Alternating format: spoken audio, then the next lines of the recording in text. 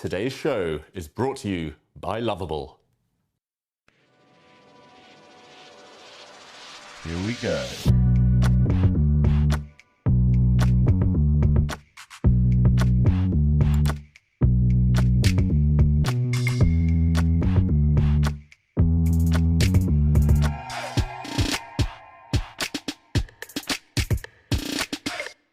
Maud, we're going live in 1 minute. That means we've got time for a quick game. You ready?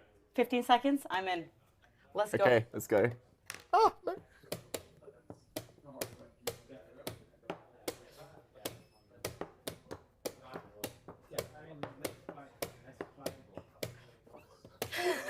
I'm not even like. Oh no, being 30 over- seconds.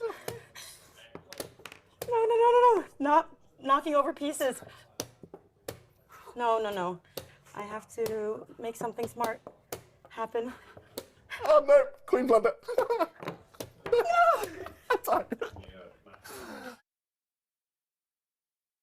Looks like Farouche is almost getting it done on the board. Should still be a draw. He's losing now suddenly. He's throwing a thorn into the white side, holding on here for dear life. The nerves are kicking in. He's playing with Ghost, afraid to commit. Did he lose on time? The clock is his worst enemy right now. Oh, look at this. He's trapped his own king in the corner. The black rook is hit as well. Whoa, is this a blunder? Checkmate is coming.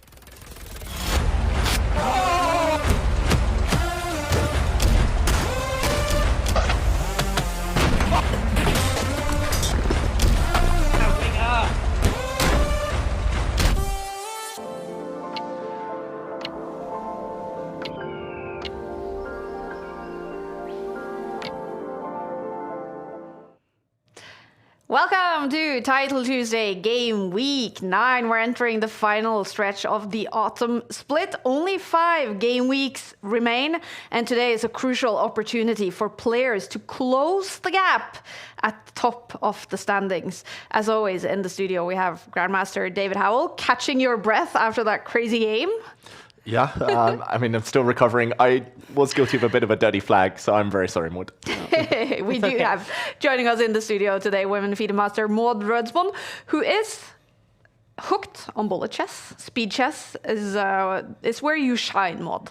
Well, I think that's where anyone, if there's like a big difference in level, like with me and David, let's be honest, he is a grandmaster, then my best chance is in a bullet game or a hyper bullet game or an ultra bullet game. So that was like the closest I could be, and I was only 1 second away from getting him on time at least. Incredible. Against the Grandmaster. Now, FIDE Maud is a very familiar face to everyone in Norway. She commentates on Norwegian TV chess all the time, as well as playing, of course. She even participated in Title Tuesday a few weeks ago. I think you scored 3 points. Yeah, I actually got 4 points because one of them was like a walkover thing, and I got that really early, and I was so annoyed because I had lost like 3 games in a row. Then I got like a free point, and then I had to play against more difficult people. I was like, finally, I'm going to get to play against people at my level. Mm-hmm. So that was a really tough tournament. I think I lost like 6 games in a row until I finally started winning. And at the very end, like a lot of the people who are not doing so well, they leave the tournament. So then it became difficult again. But it was fun to see what it's like, because it's a very intense like 2 hours where you don't have any breaks. You can't go to the bathroom. You just have to sit there and be ready. Mm-hmm. So that was exhausting. Yeah. Rather be in the studio. Yeah, glad you're here. We're very, very glad to have you here, Maud. With the very cool nickname, I also checked that on Chess.com, Maud sjakker deg, meaning Maud checks you, basically. That's cheeky. Yeah, I guess. Yeah, I kind of regret that name, but I made it when I was like 11, I think, so I have to stick with it now. Yeah. Maud checks you guys. It's cool to have you in the studio, ready for Game Week 9. Very ready. I'm very excited to see like who is going to climb on the standings now that like the biggest contenders are out of the tournament, or they're playing other stuff. Yeah. So it will be interesting to see who is going to seize the opportunity to get some more points. Exactly. Because it is all about qualifying for the Esports World Cup. There are 13 spots in total. Magnus Carlsen as the reigning champion, and then the top 3 players from the Speed Chess Championship and the top 3 players from the Chess.com Global Championship will each go directly to Riyadh next summer. But then, of course, every week in Title Tuesday, the top 10 players score points in the Champions Chess Tour. And at the end of the season, it is the top 6 players in the Champions Chess Tour that qualifies for the Esports World Cup. Here is the current leaderboard with Magnus Carlsen on top. Split 1. is 9 game weeks into it today. And this is how it works, you guys. Title Tuesday, the new format. It's divided into 3 splits, the autumn split, winter split, and the spring split. 13 game weeks in each of the splits. And the split 1 standing, it's identical to the Champions Chess Tour standings. And the 2 leaders, you guys, Maud mentioned it, Magnus Carlsen and Hikaru Nakamura, they will not be playing today, and that means the race for points is wide open, and plenty of players will be eager to take the advantage. Players like Ali Reza Frouzja, Hans Niemann, Jan Christoph Duda, will they play and seize the opportunity to catch Magnus and Hikaru on the CCT leaderboard? MVL Maxim Vachier-Lagrave is here, but okay. Still none of those players that I mentioned, David. Today is such a big opportunity for them. It's huge. Magnus number 1, Hikaru number 2. We've been used to saying that for years already, but for everyone else now, the field is wide open. And yeah, 8 minutes to go. I'm pretty sure we'll see most of those names that we saw on the top 10 standings appear a bit later. In the meantime, nice to see Ginger GM, our friend. Oh, yay! Among other very strong players who have already signed up. Exactly. Already 115 players have signed up for Game Week 9. Now we have to talk about why is Magnus and Hikaru not playing? That is because they are tied down to another tournament. They're currently playing the Clutch Chess Champions Showdown. Magnus, Hikaru, Fabi, and Gukesh. What a lineup. And you commentated in the Dave Cave yesterday, David. Day 1 in this tournament. What was it like? Yeah, day 1 was fun. We started with a clash between 2 world champions. Gukesh, the current world champion. Magnus, of course, the former. Magnus started well, beat Gukesh. Gukesh losing that first game, but suddenly their fates went kind of in reverse order. Magnus ending up on a bit of a low. Gukesh now the leader after defeating Hikaru and Fabiano back-to-back. Wow, and they're going to start playing in a few hours, so we don't expect to see Magnus, Hikaru, and Fabi and Gukesh signing up for Title Tuesday. That would be a shock. But this tournament that they're playing, it's happening in St. Louis in the USA. And the US is also on top of the country leaderboard, you guys. So far, scored 41 points every single week. Players, they don't only fight for Tuesday glory for themselves, but to score points for their countries. The top 5 players from each country contribute to their nation's point scoring. Norway is not top 10, even if Magnus has won it 3 times. And also, there's been a lot of other Norwegians participating besides Magnus, because our viewers in Norwegian television, they love when we have somebody else to root for as well. So I'm always like sitting there trying to update everyone on, oh, this Norwegian, and there's so many of them. Yeah. I've seen like a total of 10 at most participating in a tournament.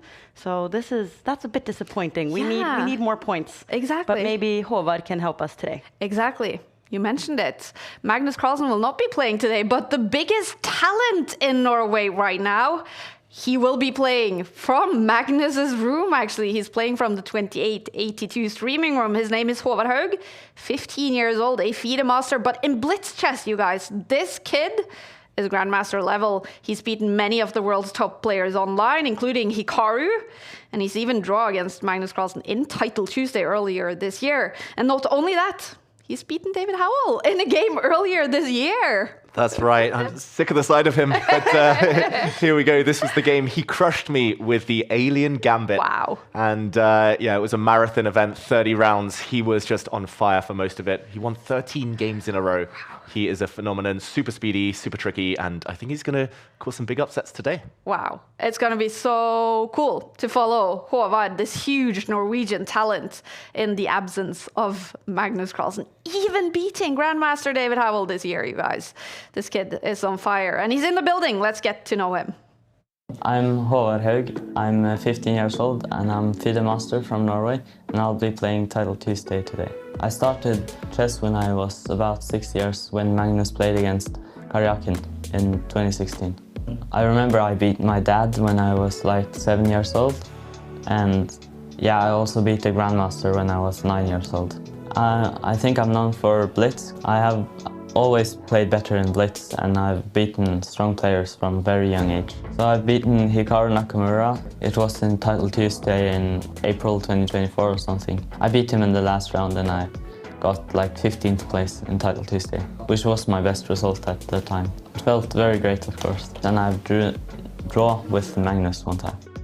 Yeah, you don't have to look at a picture of Magnus's wife while you stream with her. No.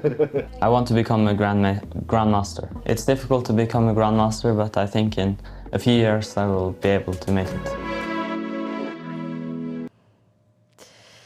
This kid, he is almost 3,000 on Chess.com Blitz rating. What chances do you give him, David? Yeah, I think it's going to be difficult for him to win the overall event, but in any specific game, he's capable of beating any Grandmaster. He's super dangerous. He's actually played so much over-the-board Blitz just in the last 12 months. He's played over 300 over-the-board Blitz games. He's gained 200 FIDE points just in a quest to qualify for the World Rapid and Blitz Championships later this year. And yeah, he's super sharp. I'm backing him to get a good placement. Maybe top 20 would be a success for him. And he's played more than 5,000 blind bullet games online, which means that you don't see the pieces. You're just like making the moves on like an empty board. 5,000 games. So it's something he's really like focused on improving. And he's going to the World Rapid and Blitz to participate in the Blitz. So it's going to be very exciting. And the Norwegian audience loves that because that is like a Christmas tradition. And we don't know if Magnus is going to play. He kind of alluded to it the other day. But then at least we can root for Håvard.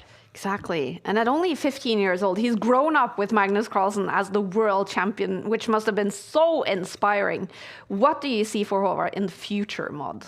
Well, I think that when he gets to play even more like over the board games, especially in like the longer formats, his rating is going to go up a lot. Like he has 2,500 in Blitz rating, like FIDE. So yeah, he is a grandmaster of Blitz, a FIDE master now, but that's going to change soon. Wow. All right, we're going to pay attention to Håvard Haug, but of course, who will win Title Tuesday? It could be Håvard, but there's going to be some big names joining. We do see Jan Pomniachtchi joining now. Jan Christoph Duda is here. Bortnik, Maxim Vajelagrav, Sarana Mogzudlu, the winner from last week. And David, who have you picked out for the ones to watch today?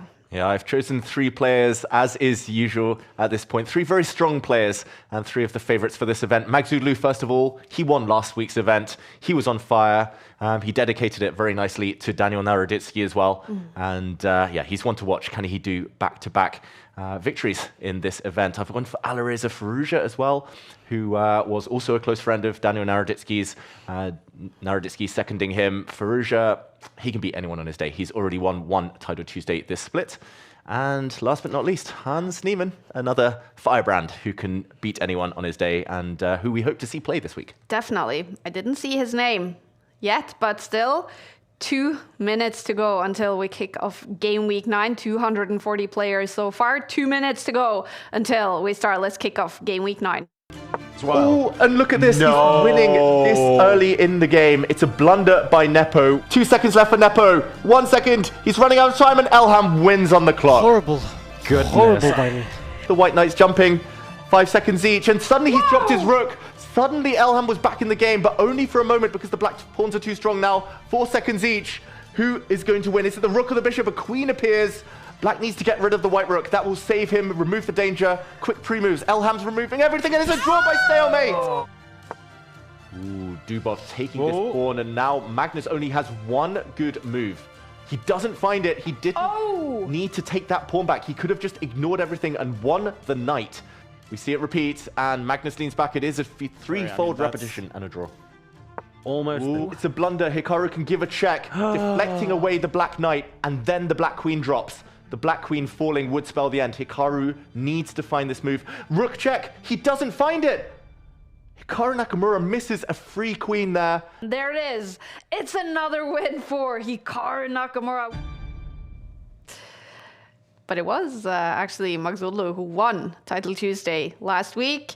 Players are getting ready. Dennis Lazovic will feature this week as well. He is a monster in online speed chess. We see Håvard Haug getting ready from the 28-82. And look at that, sitting down. It is the winner from Game Week 8. Magzudlu. And for him and so many players, it's crucial today to score those points on the Champions Chess Tour leaderboard to catch up with Magnus and Hikaru, who will not be playing today. I still don't see Alireza Firouzja. Huge opportunity missed for him if he doesn't play today.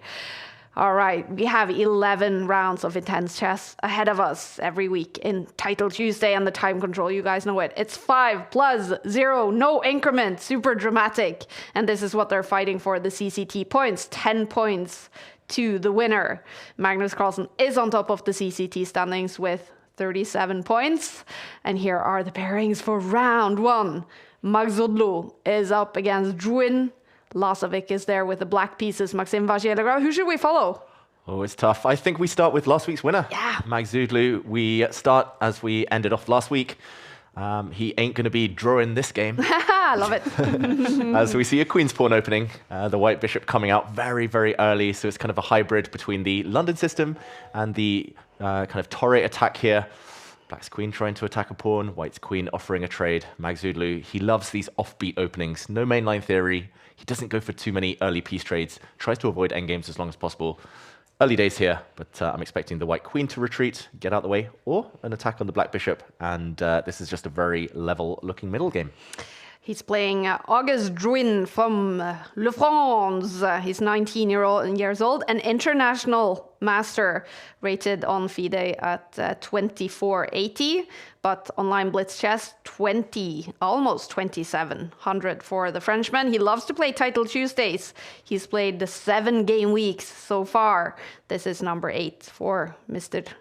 Drouin.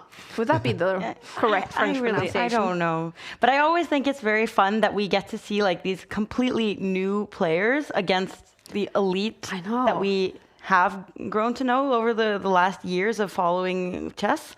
So it's very interesting to see like who can make an upset. Right now, though, it does not look good for our French international master. It says that Magzodlu is way better with the white pieces so far. Already looking good for white, and that's because there's a bit of a pawn storm brewing. The white pawns are just marching up the board here. The black knight lacking squares, he stops that advance. There was one move, actually, that Magzodlu kind of maybe missed a bit earlier, could have given black a big advantage, but suddenly, despite the connect 4 pawn chain, my favorite formation in chess, it does look like black's in a bit of trouble. Kind of firstly here, because the black king never really wants to castle to the right side. That would just walk into the fire there, and white would blow open that flank. I'm surprised the bar's changing its mind, though, suddenly. Slightly better for black now. Ooh. Very interesting, very tense position. All 32 pieces still on the board. Yeah, and Magzodlu, he decided to, instead of castle in either direction, he just moved his king 1 step forward and is now like opening the board, it seems. So this could be very interesting very quickly. Yeah, it's definitely the type of position that's going to explode sooner rather than later, but it's just about whose pieces are ready. As Maud says, something's going to happen here with these pawns. Either black's going to blink first and capture, or white's going to do the same maybe next move. What to do in the meantime? It's very hard to make these judgment calls, especially with no time on the clock. And black 1 minute down, that could be decisive a bit later. It's so intense when you don't get any like extra seconds per move, and you know that if I spend this time, I'm never getting it back. So Magzodlu has he's been very aware of the fact that he needs to keep his pace up from the very beginning of the game. Parham Magzodlu, the 25-year-old from Iran, number 36 in the world in FIDE Overboard Classical Chess. He's incredible in online blitz, of course, and he won Title Tuesday Game Week 8, a win that meant a lot to him. He is also currently fighting hard to qualify for candidates next year. He's going to have to do it in the World Cup coming up in November. And that win last week with Magnus behind him, with Hikaru behind him, gave him a real confidence boost. And that must mean something at this level, David. Definitely. He's kind of been a nearly man at the top of world chess for a few years now, Magzodlu. He's just destined to have a big breakthrough sooner or later, but yeah, he's had to bide his time, not quite qualifying for the candidates yet. Maybe he'll get an opportunity in future. He's doing very well in this position because white is the one who controls the flank that the kings sit on. White can break with some pawns. You can throw one forward to attack a knight. Maybe this one is the one he's actually setting up to drag open some files, some lines towards the black king. For black, it's a bit of a traffic jam, a bit of congestion between the pieces. Looks very nice and cozy, but hard to know what those pieces are actually doing. And our French friend here breaking out now, trying to open up a line towards the white king. very, very tense. The next few moves could decide this game. What is it about in situations like that where you find yourself with your pieces just cramped up? Is it about being patient and just getting them out one at a time? Yeah, usually you need a bit of breathing space. So here I really like what Droyan has done. He's traded off one set of knights. That means his other pieces have a bit more breathing space. And this black knight is a bit in the way, but if you could pick that up and place it anywhere else, there we go, he already starts retreating it. Then black's pieces feel a bit better. The problem is there is one weak pawn that black's pieces are tied down to defend, and one beautiful outpost for the knight to sit on in the near future. That's why here white has a small advantage, I was going to say, but much better according to the eval bar. What do you think, Maud? I would be nervous if I was Magsudlu, because the king seems so exposed, but at the same time, the black pieces can't really get to it. But I would just feel weird about having my king there and not really having any pawns very close to it. So it's an intense situation, but it seems like he's pretty chill and playing quite quickly. So he must feel that he has a good position here. Yeah, Magsudlu, he's frozen on the camera, but he's not frozen on the board. He's playing super quickly. That time advantage, it feels like he's going to be using it very effectively a bit later. The white queen could try and improve herself over the next few moves. You can try and break through it later on with your rook. He triples up his major pieces. Rook, queen, rook here. Looks like he's getting ready for some breakthrough. Ooh, just as we say it, are there back rank tricks against the black king? Maybe some checks. Maybe you can deflect away the black knight from covering this square. You force the black knight away by taking a pawn, and then you establish a check. If the king gets checked into the corner, I know that's a lot of arrows. He goes for it first. Wow. He gives up his rook for knight. We'll see some trades here. And at the very end, the dust will settle. Magsudlu should have a winning advantage. Even if he just brings his queen back, trades off, the white bishop is going to win a pawn on the next move. It's looking very good for Magsudlu. Massively better. This is round 1 in game week 9. Players have 5 minutes on the clock, no increment. And Droit is struggling, not only on the board, he's struggling on the clock as well. And look at his camera. He's not loving what he's seeing on his screen right now. Yeah, this is a painful position, unfortunately. Black's pieces, especially the queen, just misplaced. Hard to defend this position with a queen offside like that. He brings it back, but only in time to get traded off. White is a pawn up. It's not any old pawn either. It's a D pawn that is passed and will likely promote in the near future. Queen's traded off the board. Pawn trade as well. 2 pawn advantage. Magsudlu's surely going to win this game. And it's always kind of fun to see in the first games because there's usually quite a big difference in level, but we still have seen so many times now, there's always one person at the top who kind of messes up in the first couple of rounds. But it's not going to be Magsudlu. He has won his game. He was threatening some checkmate plans, and he's got his first point. It's there. 1 point for Parham. Magsudlu winning with the white pieces here in round 1. No huge upsets so far here in round 1. I see Maxim Vajilagrov winning, Nepo winning, Duda winning. And we're jumping into Lazovic's game with the black pieces. He's up against an IM. Oh, look at him. One of the older generations. Wow, a really interesting position as well. Denis Lazovic is 1 pawn up. Black has 3 pawns, white has 2 pawns. It's a rook endgame. It's actually a dead drawn position. That's because black struggles to create a passed pawn. But the clock situation I do worry about for Florescu here. It does feel like this is the position black can play on forever and ever and ever. You can wait 40, 50 moves. There we go. And push a pawn, I was going to say. Maybe trade off a set of pawns here. Black wants to win this one now. The game's going to go on for a long, long time. But 39 seconds, that might be a mistake there. Black could go behind now. Give the white king a couple of checks. And this is the passed pawn. The white king's cut off on the wrong side, and this pawn might just run through. Denis Lazovic's going to possibly win this game. Oh, I think he has to push his pawn forward. I think he had to go forward there, but he drops his rook back instead. And again, it's winning for black. We'll see the eval bar slide a few times here. Tough to be accurate with no time on the clock. Florescu in trouble. Yeah, so we have Codru Constantin Florescu from Romania here, an international master born in 1968. He's fiddling with his hair. He's up against. Could he have pushed the pawn? Yeah. I was thinking, but it's impossible to think that way when you have 15 seconds on your clock. And unfortunately, the winning king and pawn endgame for Lazovic. Florescu resigns. So close. So close, but it is a win for Denis Lazovic. No upsets so far here in round 1. 1 point with the black pieces for our friend Denis Lazovic. So we do have a bunch of players already on 1 point. Of course, I don't spot any huge upsets here, you guys. Håvard also won his first game. I was rooting for him. Fantastic. For Team Norway. Exactly. For them to get the points. Exactly, because Norway needs to score the points. We do have the opportunity to check out the country standings so far after 1 round. Iran is on top. India is, of course, up here with all the talent in that country. It keeps changing all the time. We will focus on this as well. I don't see England here either, David. Yeah, where's England? Makes me sad. Makes me want to cry. But nice to see the likes of Simon Williams play. And we mentioned no upsets or the alternating 1-0, 0-1. Normally, if they alternate, it means the top seeds are winning. But there was one game, Deac, the Romanian grandmaster, losing just in the middle of those, just there.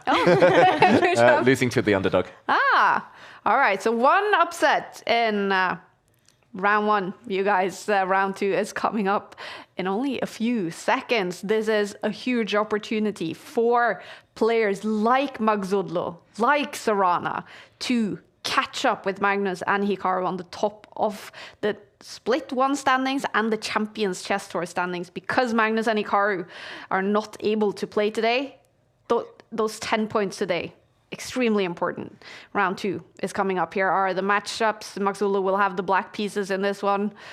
Which one should we pick out, David? Yeah, we could choose any game to follow here. Some very strong players, but we're going to start with Denis Lazovic, who we saw win that tricky endgame just a few moments ago. He starts with the white pieces this time. He plays not quite the Catalan.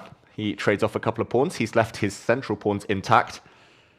And a very flexible opening here. It's a kind of hybrid between the Catalan opening, the Reti opening, with the white knight coming out on move 1, and the English opening. Is all of those kind of combined. But it's all characterized by the white bishop, fianchettoed, sitting in front of the king, ready just in case the position opens up on this diagonal. He's going to try and build a pawn center later on, and very positional fight ahead. It's no easy matchup here for Denis Lazovic in round 2. He's up against Anthony Atanasov from Canada. He's an international master, 17 years old, and amazing in online blitz chess. Look at that. Over 2,800 on Chess.com. And he's played every single Title Tuesday in the autumn split. Hasn't scored that many points, though. He must be hungry, Atanasov, and what a huge opportunity here against one of the greatest, Denis Lazovic. And it's so fun that they get to play against like the best players in the world. That was what I was hoping when I was participating. And then when I lost the first round, I was like, well, I'll have to try again some other time. And also I'll have to get my rating to be way higher if I want to meet somebody this good in like the first couple of rounds. So yeah, but it's cool that when you participate many times, you'll suddenly get to play against the top 100s of the world. I mean, what other sport can you do that every single week to be one of the top 10,000 players in the world and actually face number 1 in the world, Magnus Carlsen or Hikaru or Ali Reza, or, you know, it's incredible that chess has this. Yeah, it's rare. You don't find Ronaldo and Messi kicking a ball around in the park. Right. You don't get to have a little training session with them. But I mean, I recommend it to young players all the time. That's why I've been disappointed England not higher up on the standings, because I do try and tell the youngsters there, play these tournaments. It's free practice. If you're concentrating on classical chess, this is still great training. You get to try out new openings. You get to build confidence, showing you can beat the best. It often takes a while, but the likes of Denis Lazovic, still super young, and over the board didn't get his opportunities, but he's proven it online time and time again. Exactly. Now, I love to play the lottery. I played way too much, spend way too much money on the lottery. And like the chances of winning that is like so low. But playing Title Tuesday, you basically have a 1 out of 400 chance of playing Magnus Carlsen in the first round. Yeah. And also, like, if you do manage some amazing result against one of the best players in the world, people will see it. They will notice it. They will see it on this broadcast. Yeah. So I'm always like kind of happy when I see some underdog beat Hikaru or Magnus last week. I'm like, ooh, that's got to be the highlight of their chess career, to have played a game that was broadcasted and they win against one of these best players. So, but also the pressure. None of my games were like shown to people. At least I hope so. But I felt like the pressure. Like when you make a big mistake, you're like, oh my goodness, people can see this. That's not good. But being Norwegian, well, have you ever played Magnus? Such a small Norwegian community, right? Never an official game, but I have played him when he played blindfolded against 10 people. Wow. And I got a draw. Oh, nice. So that is actually still one of my best results, and it's on YouTube. They made like a 60 minutes documentary thing about Magnus, and then in one of the scenes he was playing against the 10 of us in my chess club, and I'm like 11 years old, I think. And then I got to be interviewed after, and they were like, "You are a chess genius." And I was like, "Yeah, I kind of am." Amazing. But I never did anything as good. And also, I think he offered me a draw because he was playing against so many other people at the same time that he was like, "Let me just get rid of this game." Actually, I think I was better, so that was a little bit. Wow. Yeah. What a score to have against Yeah. the best player in the world. Led you One here today. single draw. Exactly. You never ever play him again. Yeah. Just make sure.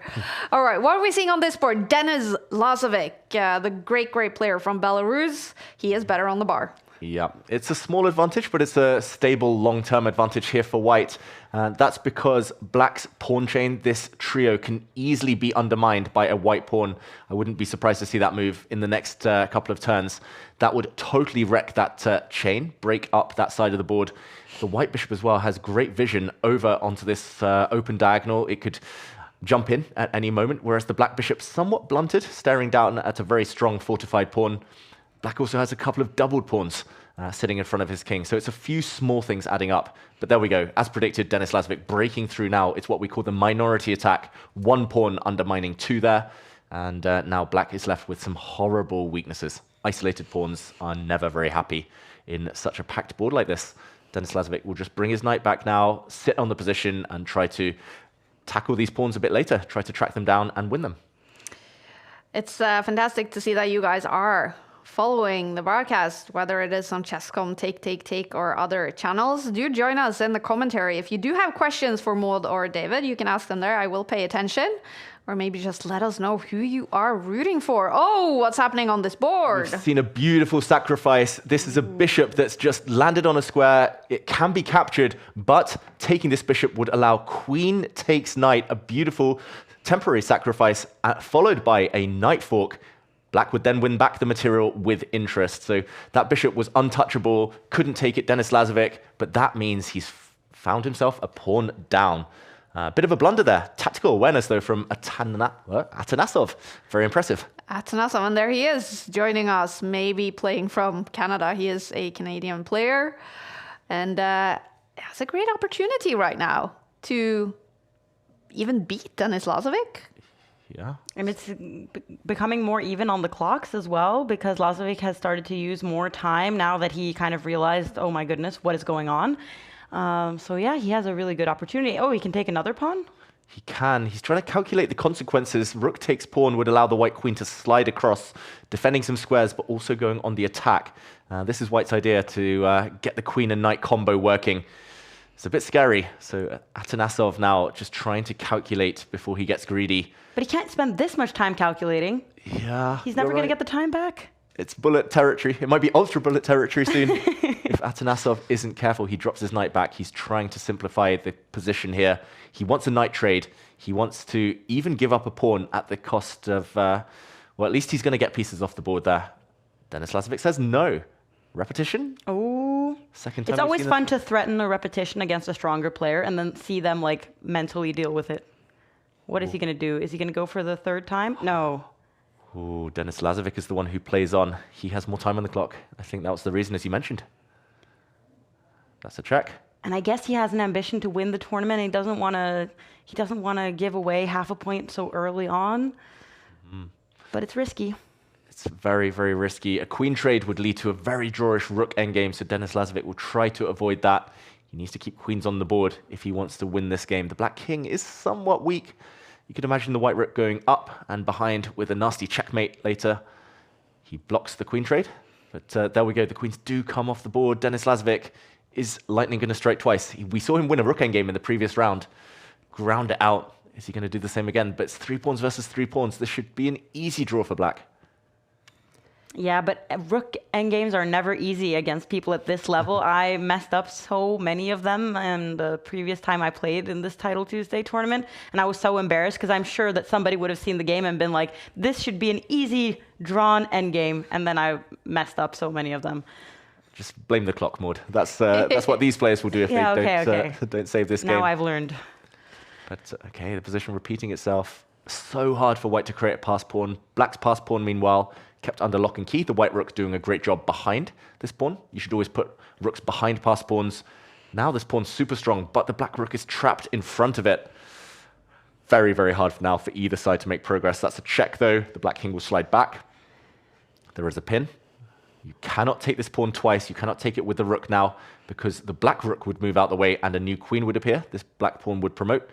So we'll just see the position continue to repeat itself. Atanasov doing everything right. He's on the defensive. He's down 15 seconds. Can he hold on? Denis Lazovic, 19 years old. They're both 19 years old, but Denis Lazovic is a big favorite in this game, but the bar is in the middle. Denis Lazovic, he's won Title Tuesday 12 times. He shouldn't lose in this round. Or is it most likely a draw? Still, position-wise, it's a dead draw now. One pawn versus one pawn, rook endgame. But this is flagging territory, even if the pawns get traded. Rook's still on the board. Rook versus rook. You can play that on for 50 moves. Yeah, and he's going to try to keep the pawns maybe as long as possible. Okay, but there they are. So now they only do have 50 moves. Wow, we've got to start counting. The countdown has begun. The rook trade. Denis Lazovic is the one playing on. He's trying to avoid the rook trade. He's hoping that the opponent doesn't have time here or makes an awkward pre-move. 11, 12 seconds on the clock. The clock turning red for Atanasov. Ooh. They've made 25 moves. Ooh, he's going to make 25 more moves in under 10 seconds now. Oh. It's a race against time, but it's both clocks red now suddenly. This should be a draw. Atanasov has caught Denis Lazovic's king on the edge, and for one move he blundered his rook, but not found there, and it is a draw after all of that. Wow, with 5 and 4 seconds left on the clocks, a draw between the two 19 years old. Little bit of an upset here for Denis Lazovic. Wow, good job by the Canadian 19-year-old Atanasov, scoring half a point against Denis Lazovic. Maksudlu, he has won in the second round on 2 points, same as Maxim Vachier-Lagrave Sorana. I didn't see any other upsets. This was a small one, a little bit of an upset for Denis Lazovic, ending up in bullet chess, and that's basically where you shine. Well, I mean, when we were looking at the game that me and David played earlier, I mean, he did beat me by one second, but it's always very intense and it kind of gets left up to chance. Yeah. But I would say that he played well. I mean, he had to make 50 moves with just the rooks remaining and back and forth. It's no easy thing to do. And I'm very happy to see that Håvard, he has won both of his first 2 games and he's getting ready for his third against Andreikin, like one of the best in the field. Fantastic. Here we see it, right? The youngsters, the underdogs, they do get paired with the best players in the world. Håvard, 15 years old, from Norway, playing from Magnus Carlsen's 2882 streaming room, up against Grandmaster Andreikin. And there we go. Andreikin appears. This is a really tough challenge for Håvard. Andreikin, a former candidate. He's super strong, one of the famous 1990 generation. Håvard has used the Trompovsky attack against him. That meant an early trade. White bishop coming out, trading off for a black knight. He has doubled Andreikin's pawns, and black's last move looks weird, undeveloping the bishop, but that is because the bishop wants to plug the holes on that king side. The bishop wants to sit here to protect the king when it does castle. This has a reputation of being very pleasant for white. Symmetrical pawn structure almost, but can he create something here? That's the big question. He's playing a very positional opponent. Andreikin strategically phenomenal. But I think that matchup. Håvard has been playing very quickly, which I thought was a good sign. That means that he has some confidence. He's not too scared. But both of them are playing incredibly quickly. I mean, they've made so many moves and not spent that much time. It's becoming a pretty weird position now, I would say, with this rook so far on the right side of the board. And it's incredible to see, right? We have a FIDE master against a grandmaster, but look at those online blitz ratings. Way above 2,900 for Håvard. Andreikin, of course, 3,200 on Chess.com. But Håvard has a chance here, and he's much better now on the bar. He is, and he's found a great move there. He flicked in a bishop check. The black king in the center is a big feature in this position. The king cannot sit happily there too much longer. And what's happening here? The black knight had to retreat. Oh, and he shakes his head. Andrejkin, he's now like realizing, oh, I'm in a lot of trouble. And he's suddenly like leaning towards the screen, and he looks stressed. Yeah, super stressed. I don't blame him. That's a free pawn that can be picked up now by white. I think he missed that the black queen wanted to block, but then the knight would have been potentially hanging. Also, a queen trade would have allowed a knight fork. So now, there we see, white's a pawn up. No reason not to take this pawn. One more move. Bring out the knight, and the rooks connect. He's going to be better. He can even trade off here. There we go. Go into an endgame and pawn advantage. Looking fantastic for him. Wow, this would be huge for the 15-year-old from Norway if he's actually able to beat Andrejkin, who's played all Title Tuesdays so far in the autumn split. He's scored 2 third places still, trying to get that first place. But now Håvard is much better. Wow. Yeah, and he was threatening a fork, but the rooks are traded instead. Has Håvard beaten Andrejkin already? Like in the beginning of the show, we saw like this collection of grandmasters, the Grandmaster Slayer or whatever he was called. Or will this be a new member of his collection?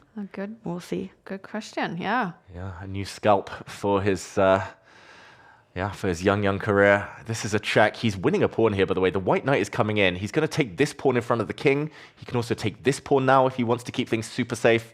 Andrejkin looks really flustered. The clock maybe is the one thing on Andrejkin's side, but there we go. The white knight jumps in. Why not? This black rook is really, really misplaced. Cannot actually move anywhere decent on the 4th rank. And in the meantime, easy pickings. These 2 pawns are dropping. He's done everything right, and he's been playing with a smile on his face, Håvard, which is really nice to see. Look at him. He's so excited right now. Fantastic. Massively better. Håvard, the 15-year-old from Norway. He's been so focused. He's been in that room for several hours now, practicing and getting ready for Title Tuesday, and he is ready. Massively better. In this 30-game tournament that you guys were playing, like how long did that last? Because I'm just imagining that you have to have like a lot of stamina to even be able to play just the Title Tuesday 11 rounds, but then 30 rounds. Yeah, there were breaks as well for lunch. Overall, it was 9 hours. Whoa. It's like an ultra marathon of chess. Exactly. Yeah, and crazy. I mean, he kept pace with me. He chased me until the very final round. Eventually, I managed to catch him in the rematch.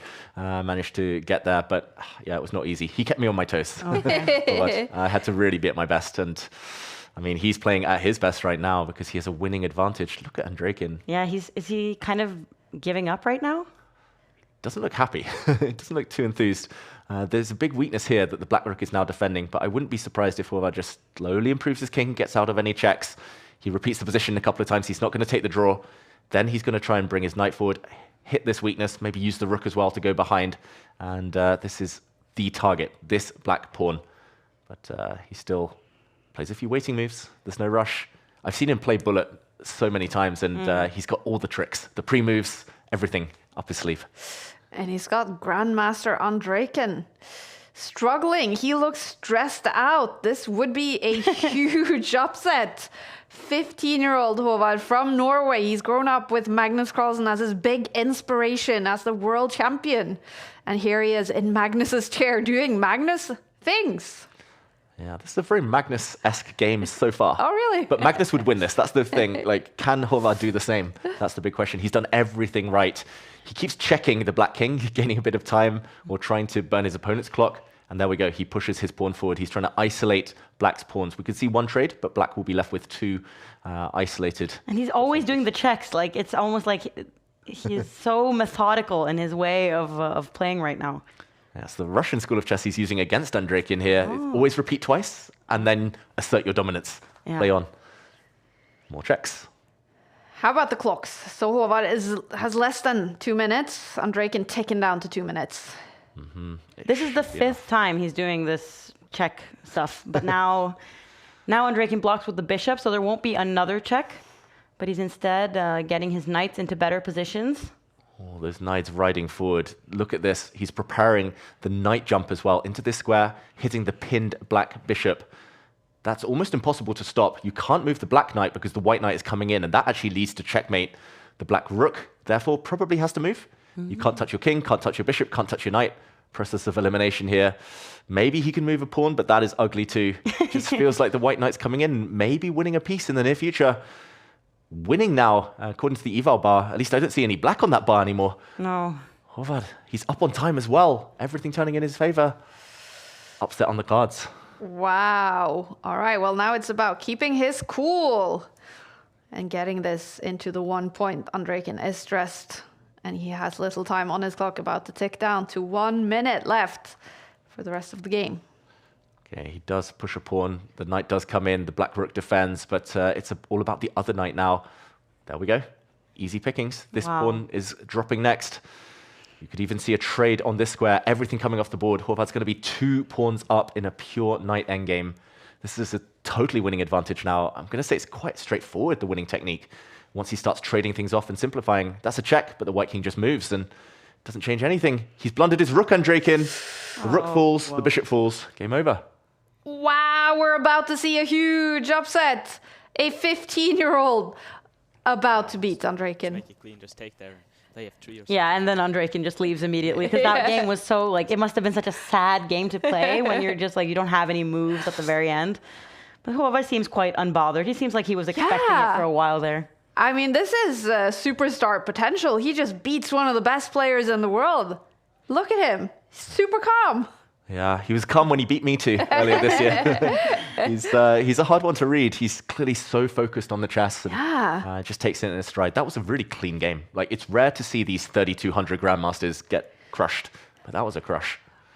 Very Incredible. impressive. What an upset. 15-year-old Håvard Haug from Norway beats Andrejkin, and he's on 3 out of 3 points. We're jumping into this. Still round 3. Max Odlo, who won Title Tuesday Game Week 8, is also on 2 points, and he's up against Ahmad here in round 3. Yeah, and Ahmad, I believe, has defeated Hikaru Nakamura in the past, so this was a tough pairing on paper. It's still a very weird position, but white has a queen versus a rook, so should be winning. The reason I say it's weird is because these black pawns do look quite strong. So this advantage is decisive for Magzulu, but he still needs to show accuracy to crown it to a victory. He's going to take some pawns on the path. The white queen swoops all the way back, and now these pawns are going to decide the game. That was great technique from Magzulu. The queen saves the day. The pawns do the job. And this should be over, I was going to say. But it's a bit of a race. Giving the wrong check. He should have given a rook check first. Now the white queen is going to save herself. The other pawn is promoting. And we're going to see a checkmate in the near future. That's a nasty one. King takes rook. At least black promotes with a check. But this one is going to end the game. And Magzulu wins. With mate injury, Magzulu takes it to go up to 3 out of 3. Magzulu is on fire these days. He won Game Week 8, and now he is towards the top of the leaderboard. We had he seems to be a favorite player for many, many people. Mod, are you a huge Magzulu fan as well? I think it's very fun to watch, like, when they're playing like these very short games. I think he has a very like entertaining way of playing where there's a lot of chaos. And also, like, he makes a lot of threats to pieces. Like, you can kind of understand what he's trying to do.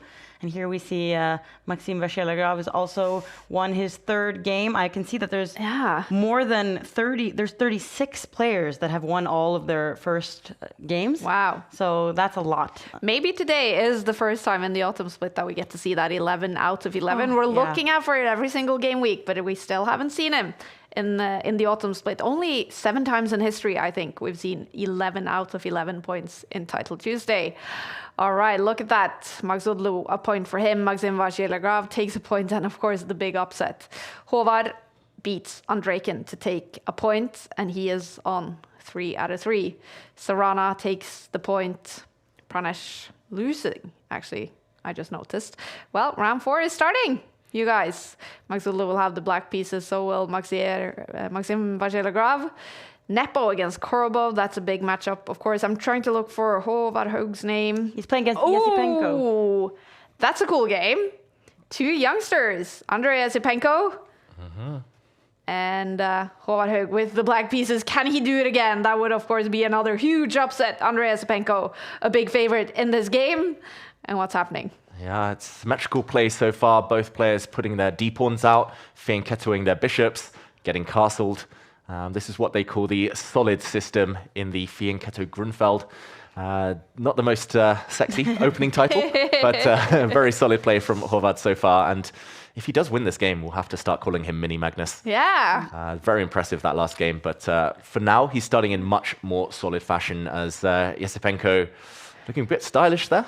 And he's just trying to make this a bit more quiet, a bit more positional. I wouldn't be shocked if he just pushes his pawn forward now, keeps the tension, and we'll have a very slow maneuvering game. What is the most sexy opening name? The Sicilian Dragon. Oh. That's like a good... Just name-wise. The look on Maud's face when she said Sicilian Dragon. All right, well, much better already for Esipenko. Bad start to the game for young Håvard. And he's spending a lot of time. Yeah. Yeah, I will mention that in that marathon when I played Håvard, when he crushed me in the Alien Gambit, we had a rematch later in the event, and I played this exact opening against him when I had white to get my revenge, just because it's very quiet, it's very positional. Against a younger player, it's kind of anti-young player chess. I don't know if Esipenko has the same thought or whether he just plays this day in, day out, but... Even he is yawning at his own play. Exactly. That's how to play the young players. And maybe Håvard is like remembering now the time he lost to you, David. He lost a marathon of chess, 30 games in total. The trauma of losing. He's been talking for a while, and I can't remember seeing him spend this much time in an opening before, so he's clearly very unhappy. I just received a text message from our friend Tarjei Svensson, a journalist working for Chess.com, and he's writing, "It's worth mentioning that Håvard set the Norwegian record as nine-year-old when he beat Frode Urkedal, a Norwegian grandmaster, and became the youngest to beat a grandmaster in a rated game." Wow. Wow. Haven't you also had that record at some time, David? Yeah, mine was in a blitz game when I was 8, so I don't know if I mean that title's been broken either way, the record, by a young player from Singapore who beat a grandmaster at an even younger age of 8 a few months earlier. But yeah, it was fun while it lasted, that record. Some of us have never beaten a grandmaster, but Yes. it's motivating to know that a 9-year-old can do it. In one of these Title Tuesdays, Maud, you'll get there. Yeah. You'll get there. My time will come. You have to keep playing Maud.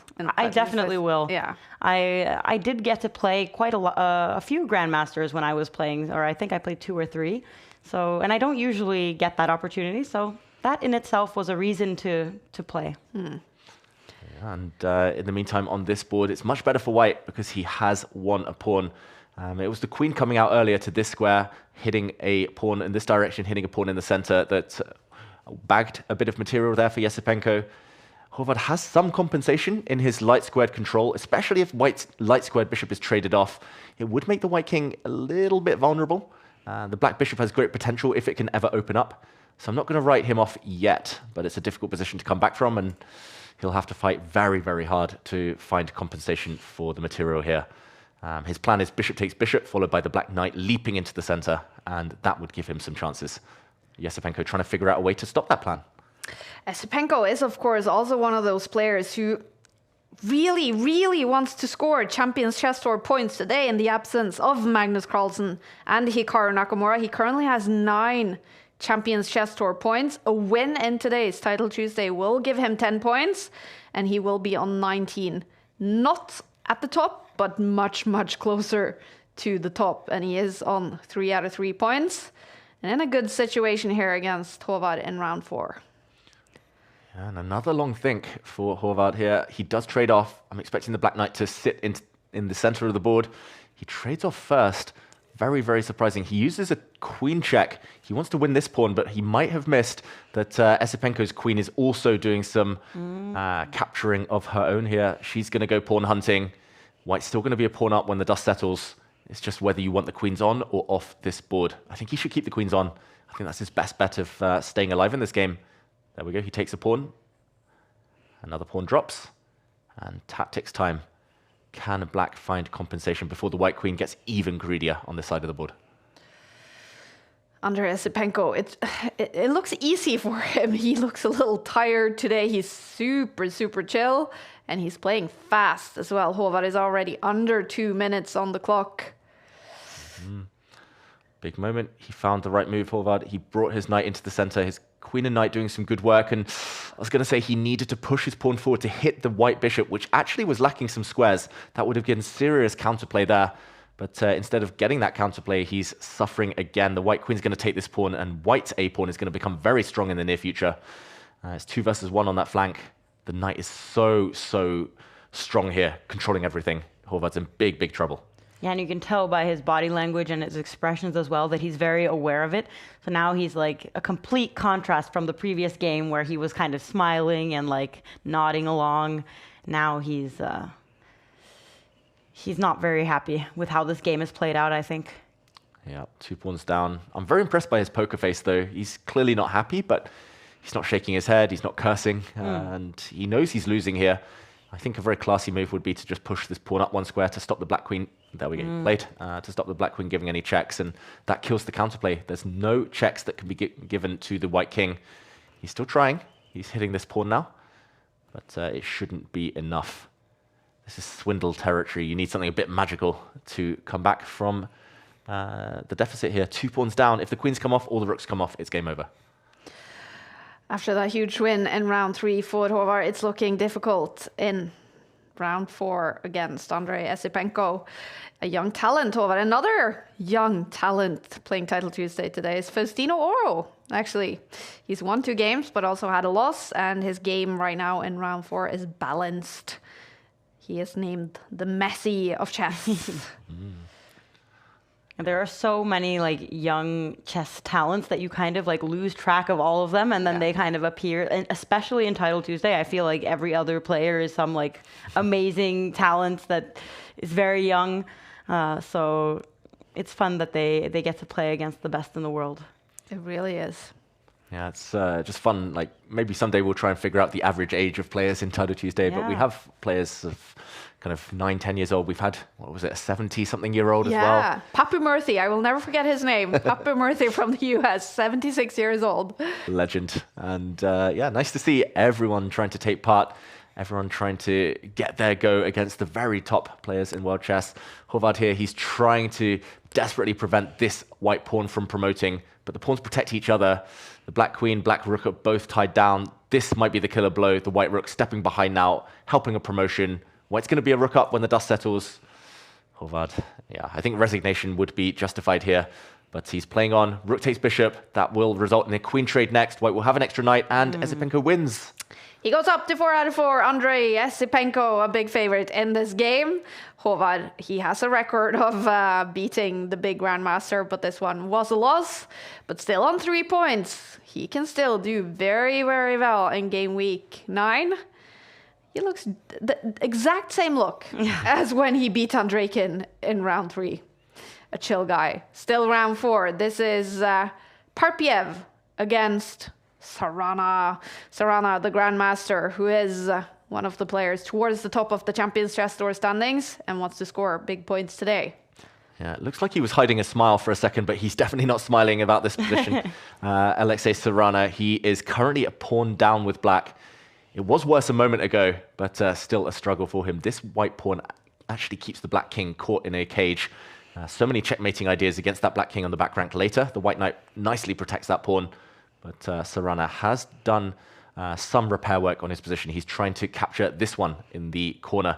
And if he does, he'll get some counterplay. All the position repeating itself. We see a dance between rook and bishop. Sarana plays on. He has more time. Yeah, maybe he's playing for the time, but it's also risky because there are a lot of white pieces in the middle of the board. And there is the danger of his king, but he keeps playing. Wow, that's a really nasty pin, actually. White's just going to step his rook back and hit this bishop. The bishop cannot save itself because the white knight has got that square covered. He's winning a piece now. Parpiev and Sarana, he's got to win on time.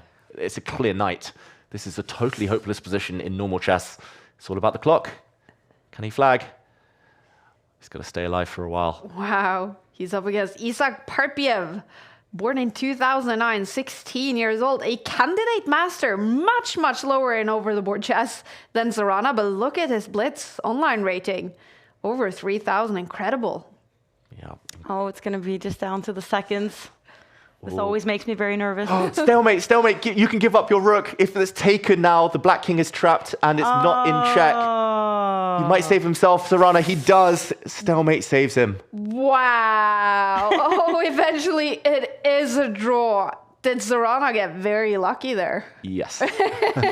Very, very lucky. The eval bar still said white was winning, even with the rook sacrifice idea at the end, but no time on the clock. I think Papiev bailed out just the right moment. Wow. Look at Zorana's face. He's almost like, oh, I'm sorry for doing that.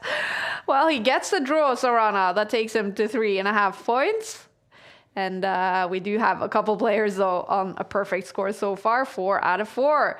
The biggest name may be up there. Maxim Vachier-Lagrave, Esipenko, Jan-Christoph Duda is also on 4 out of 4. Max Udlo on 3.5 today. Yeah, we also have the world rapid champion Mertzin on 4 out of 4, Nepo on 4 out of 4. Yeah. So yeah, some big games ahead just after our next break. Exactly. Round 4 is finished. A total of 11 rounds every single game week. Remember, now there is a little bit of a technical break, but we have fun stuff coming up. So stay tuned as we're following the Premier League of Chess. Here we go.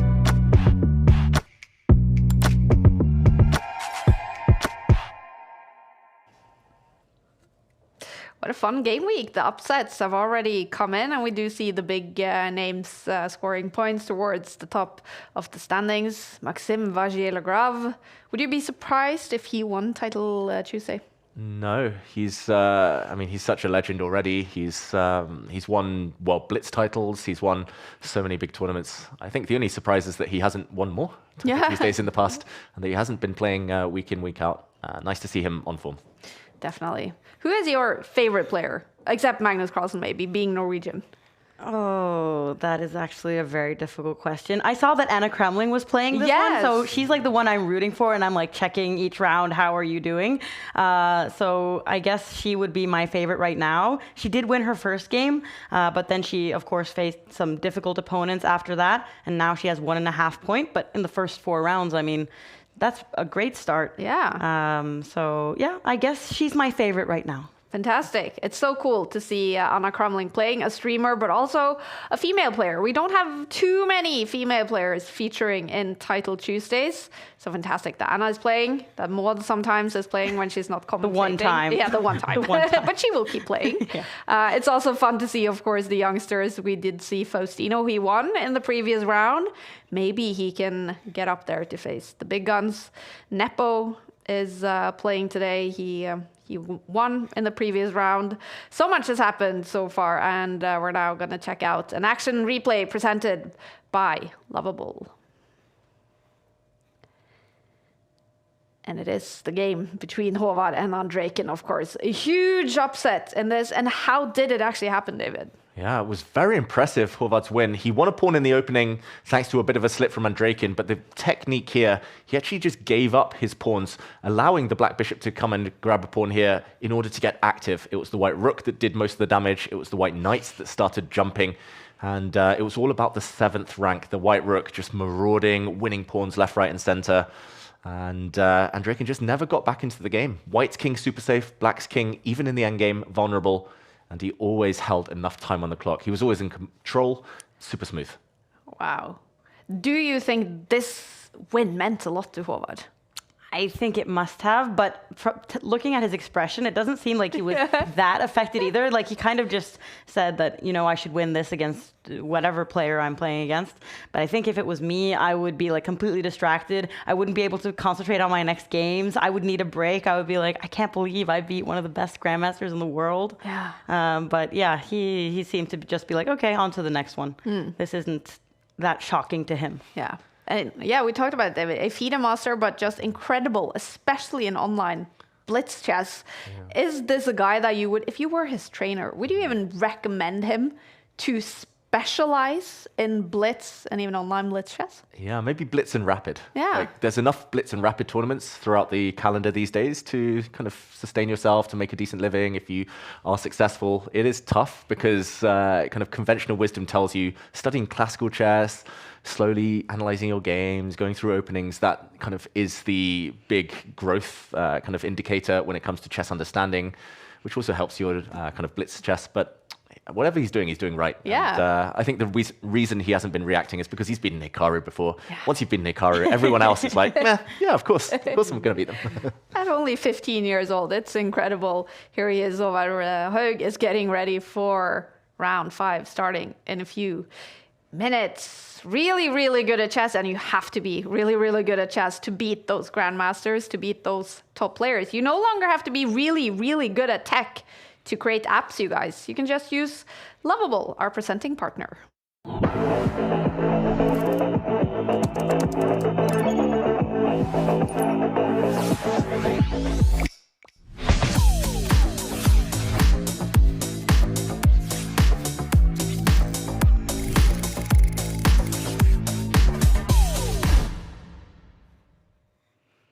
What kind of app would you like to create, Maud?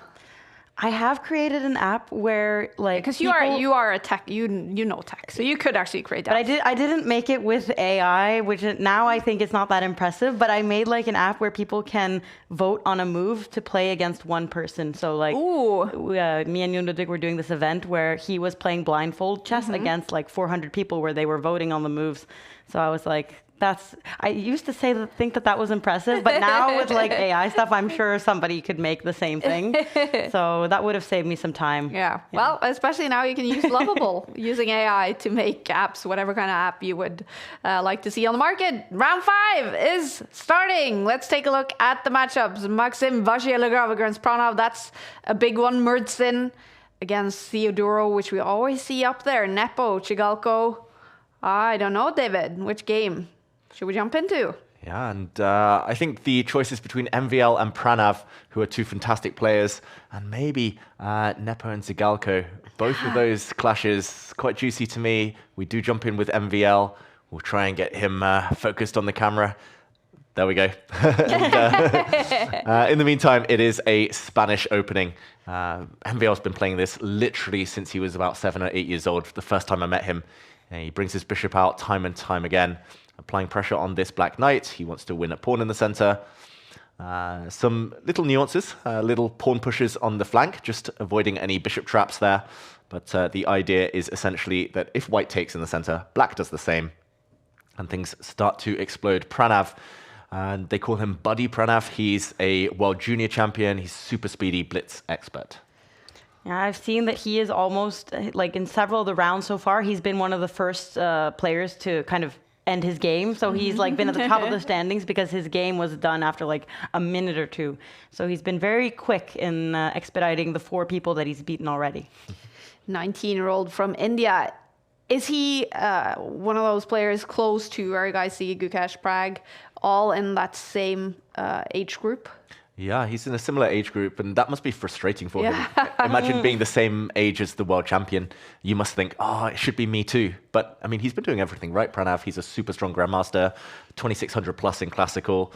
And he famously was on the same team as Magnus Carlsen that won the European Club Cup. He played for Offerspiel. So, yeah, he's phenomenally strong. He's super tricky. He is guilty of some questionable moves. I don't know how to say that nicely. He sometimes makes odd decisions positionally, but there's always a tactical reason behind it. There's always a trick, like 5, 6 moves down the line that his opponents don't see coming. And so he's not scared to take chances, basically. Yeah, big risk taker. I love it. Nice to see. Yeah, we always love to see risk-taking chess. Maxime Vachier-Lagrave, the Frenchman who's won Title Tuesday 11 times, and he is a former world blitz champion. He is on 4 out of 4. Both of these players now fighting to go up to that perfect 5 out of 5. But the bar is in the middle. The bar's in the middle. Just as I was saying, Pranav's a risk taker, loves his aggressive chess. He swaps off the queens and gets a queenless middle game here. I'm not going to call it an endgame yet because there's still so much to resolve, especially with this little minor piece pattern. The bishops and knights, so much tension there. But when the dust settles, it should be level. MVL's very good at endgames, though. So if there are some trades, if he does have a small advantage, Pranav might be suffering long-term. And the bar already starting to say, slight advantage for white. That's due to the bishop pair. 2 bishops, and it's quite an open center here. And I guess also Maxime is aware of what kind of positions Pranav likes to play. And he was like, let me just get to an endgame. That would be better for me. So He's playing smart, and he's playing a bit quicker, so he has 30 seconds more on the clock. Yeah. It's looking promising for him. We have the pair of knights versus the pair of bishops. What would you prefer? I'm a bishop man. But in Blitz, it could be fun to have the knights because they're more like unpredictable. Yeah. And I feel like you can make some threats. Now that they still have 3 minutes left, I guess it's too early. But in the very like final stages, 10 seconds left on the clock, I like having a knight because you don't know where it's going to go. Yeah. And there it's gone.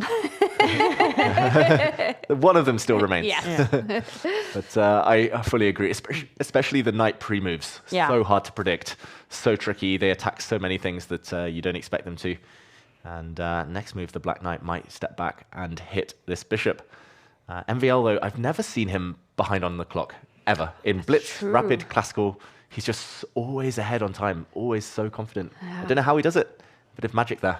I remember from our commentating days in the Champions Chess Tour, David, with Maxim Vajelogrov on the camera with just seconds on his clock. He would be snacking on some nuts. He would be snacking on an apple. It looked like he was playing a game of classical chess when he would never get stressed out on the clock. There's a huge difference now when they don't have those extra seconds. So now it's like, now I would be very surprised to see somebody eating in the final seconds of the game. The fact that they've changed the format to not have this extra seconds and kind of make it more relevant to the world of esports, I think that it's like, as a spectator, that makes it so much more entertaining because anyone can win in the final seconds. And the players can't really slack off and be like, don't worry, 1 second is enough time for me. Now they actually get insanely stressed in those final moments. Yeah. So I think it's been a great change. Yeah. And in the meantime, the changes on this board, and they have favored Pranav, despite the trade of his knight. It's a pure bishop endgame. If anyone's better, it's probably black if he can race his king into the middle of the board now, and that is because the white bishop is stuck defending some of its pawns on the same color complex. The bishop has to defend this pawn, the pawn on this square as well, on a light square, potential target for the black bishop. If the black king could teleport itself somewhere into the center, then black is just doing very, very well. But ultimately, it should be a draw. Feels like very respectful game here from MVL. Like, he's saying to Pranav, I'm a bit scared of you. I want to trade off all the pieces. I don't want your tactics, but I also reduce my winning chances in the process. That's the eternal dilemma in chess. How much risk to take, and neither side here have taken much risk. But MVL, he still has a lot of time on his clock, 2 minutes, 25 seconds. Pranav is down to less than 2 minutes on the clock. Oh, and we have MVL joining us on the screen. We can even see the board in his glasses. Let's get rid of the big board. Let's watch it in his glasses. Oh, that's a talent. Okay, ooh, MVL really trying to lock this down with a draw now. He's completely closed the left half of the board. And he's saying, okay, I'm going to put everything on light squares. The white king and maybe one more pawn will block the dark squares here. It's going to be a dead draw any moment. I feel bad for choosing this game because it hasn't been full of fireworks. But we're going to jump into another one. Still a bunch of games happening in round 5. And draws will, of course, happen. These players will then go up to 4.5 out of 5. And here we go. It is a draw. Nothing to do. The players repeat. And we move on to another game. I think a decent result for both players. A respectful battle between two fantastic players. This is still round 5. Murdzin against Theodoro. Is this a more action-packed board? Yeah, well, the board I'm not even looking at because I'm just looking at the clock. Oh! 2 minutes more for Murdzin. I mean, he doesn't even need to look at the board. He just needs to play quickly, and he'll win on time. Yeah, he'll win on the board as well. Yeah, maybe that too. Pawn up now. I think the clock is the main factor. Just as you said that, Theodoro blundered a pawn. And it's because of the clock situation, because he's pretty much reduced to pre-moves. So white is a pawn up. White has perfect centralization with the queen, the knight, the rooks. Going pawn hunting on this side of the board as well. I'm very shocked here, Theodoro. Something must have gone wrong in the opening because he's super speedy. He recently defeated Gukesh at the Grand Swiss. He's very tactical himself here. But 30 seconds not enough. He's desperately trying to repeat the position, get the queens off. Murdzin living up to his reputation. Yeah. World Rapid Champion. Oh, there goes a knight as well. You don't become World Rapid Champion without swiftly spotting those free pieces. And this is going to end it. There we go. Murdzin, very calm. He spent 3.5 minutes on his 16th move. I have no idea why. Huh.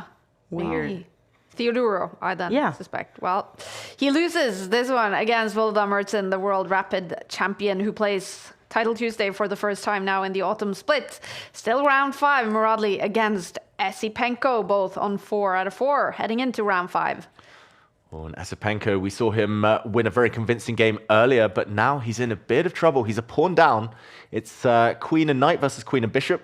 On paper, that should be balanced, but queen and knight tend to work quite well together.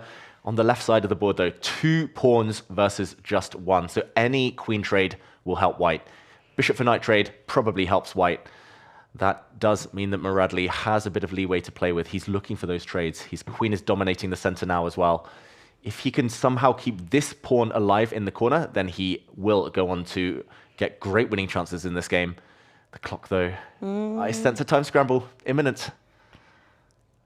I wonder how much they practice these time scrambles, or do they just kind of every Tuesday they just show up and they just kind of because I feel like most players when they play online they'll play 3 minutes with 2 extra seconds, so you don't get that same training of learning how to end a game with only seconds on the clock and no extra time.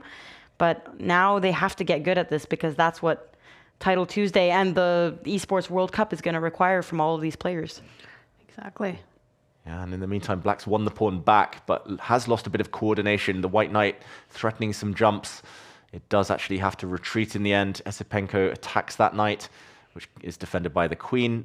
It just feels like it's easier to play here with white. The bar now starting to agree. Everything on light squares, therefore cannot be attacked by the black bishop. Now he's pushing his pawns, but it's the clock. It's the clock, 15 seconds each. Who is going to keep their nerve better? Esipenko looks so locked in. Yeah. Muradli looks a bit nervous. He was looking at the clock for a second there. Some pre-moves, 11 seconds each. They're both going red. Something's about to happen. Okay, we're taking bets. I'm going to bet on Muradli. Just as you say that, Esipenko, he pre-moves, he gets his pawn through. The black pawn now is making a new queen. It's a time scramble, but surely the checks with the black queen are going to decide this game. Pre-move time, pre-move central, 2 seconds versus 3 seconds. And second a queen appears, totally winning for black, but does he have enough time left to win it? 1 second each. Who's going to take it? 0 on Muradli's clock. Look at those queens dancing, and Esipenko wins on time. He takes it on the board, but on the clock with 1 second left on his clock. Andrei Esipenko takes down Magnus Muradli and goes up to 5 out of 5. I can't believe how chill they are looking. That was intense, winning on the board and on the clock. Big one for Esipenko, who goes up to 5 out of 5 to join Renato, Terry, Jan Nepomniachtchi up there on 5 out of 5, Minh, and Volodar Mertsin also on 5 out of 5. Round 6 is starting.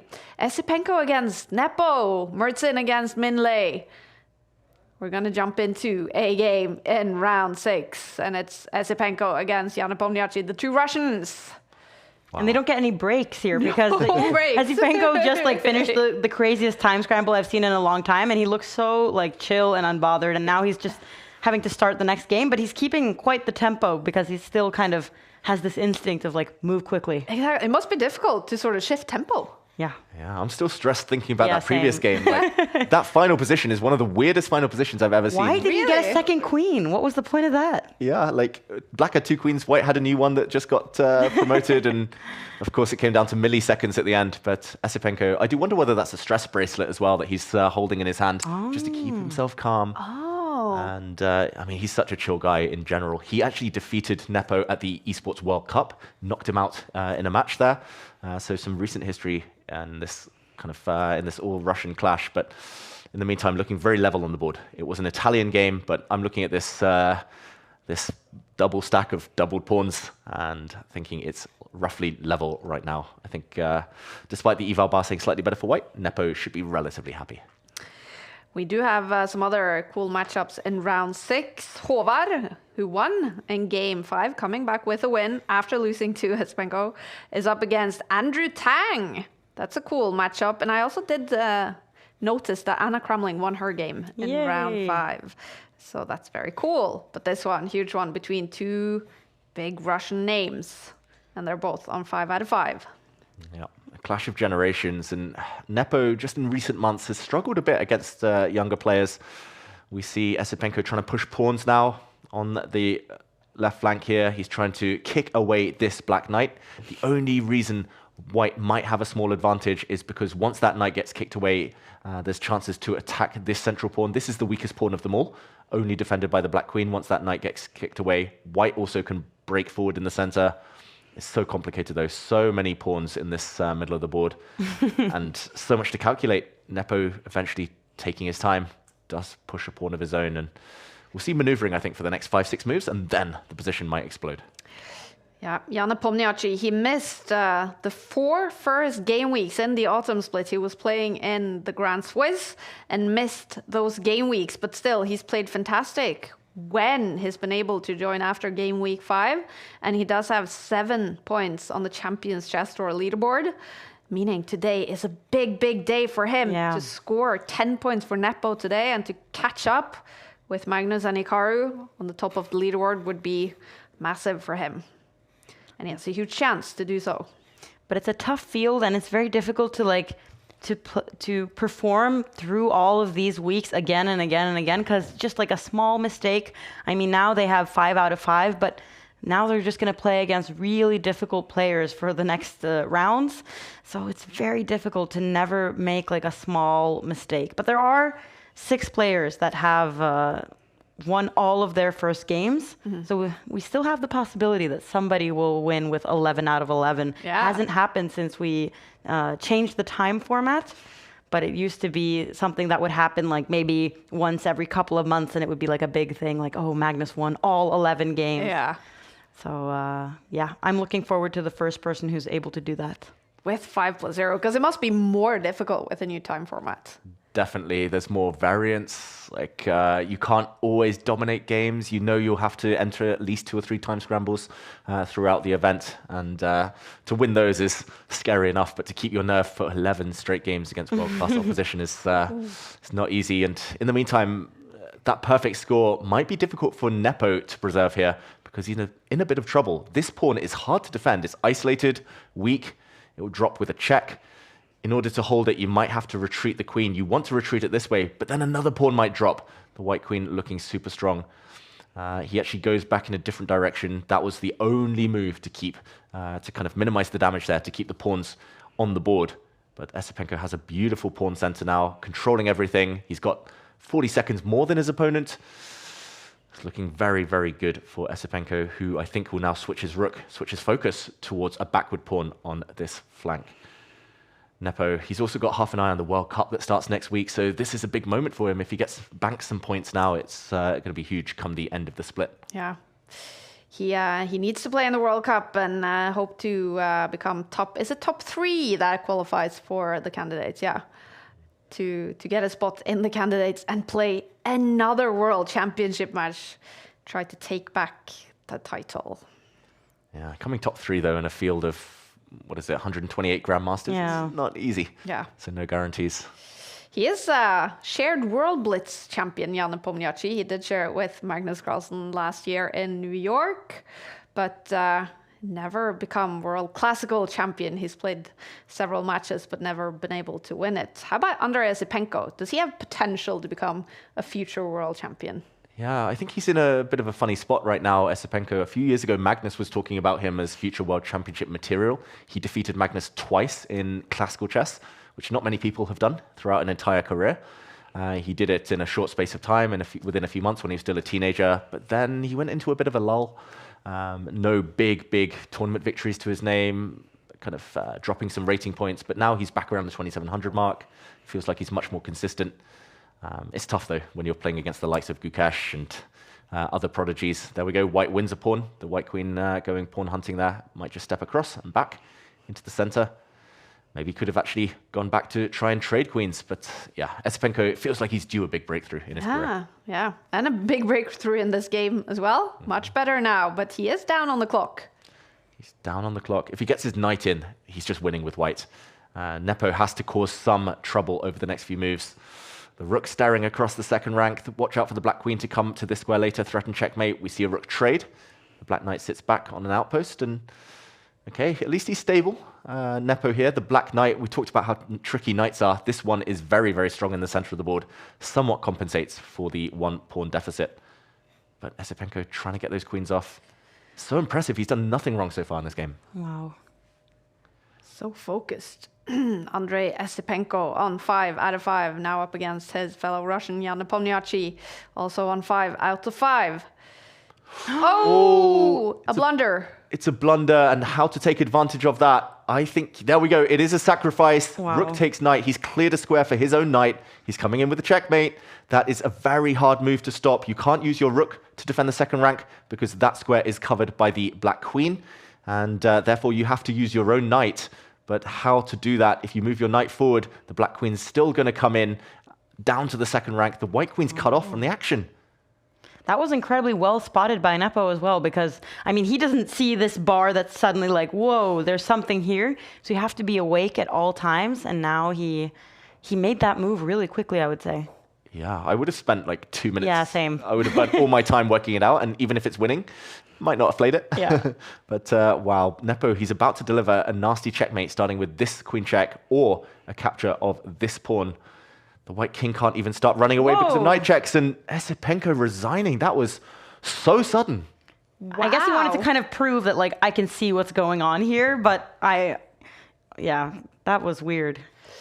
It's a win for Jan Nepomniachtchi. Wow, he takes the full point and goes up to 6 out of 6. This is also round 6. It's Andrew Tang, the American Grandmaster, against Håvard Haug, the 15-year-old from Norway, who's on 4 points. Both of these players are. What are we seeing on this board? Wow, we're seeing a drawn rook endgame, not for the first time today, but it is also the type of rook endgame you can play on forever. Yeah. And here we go, Håvard's trying to get the pawns off the board as quickly as possible. That was a great decision. He's going to be down a pawn, but he has found a way to get his king in front.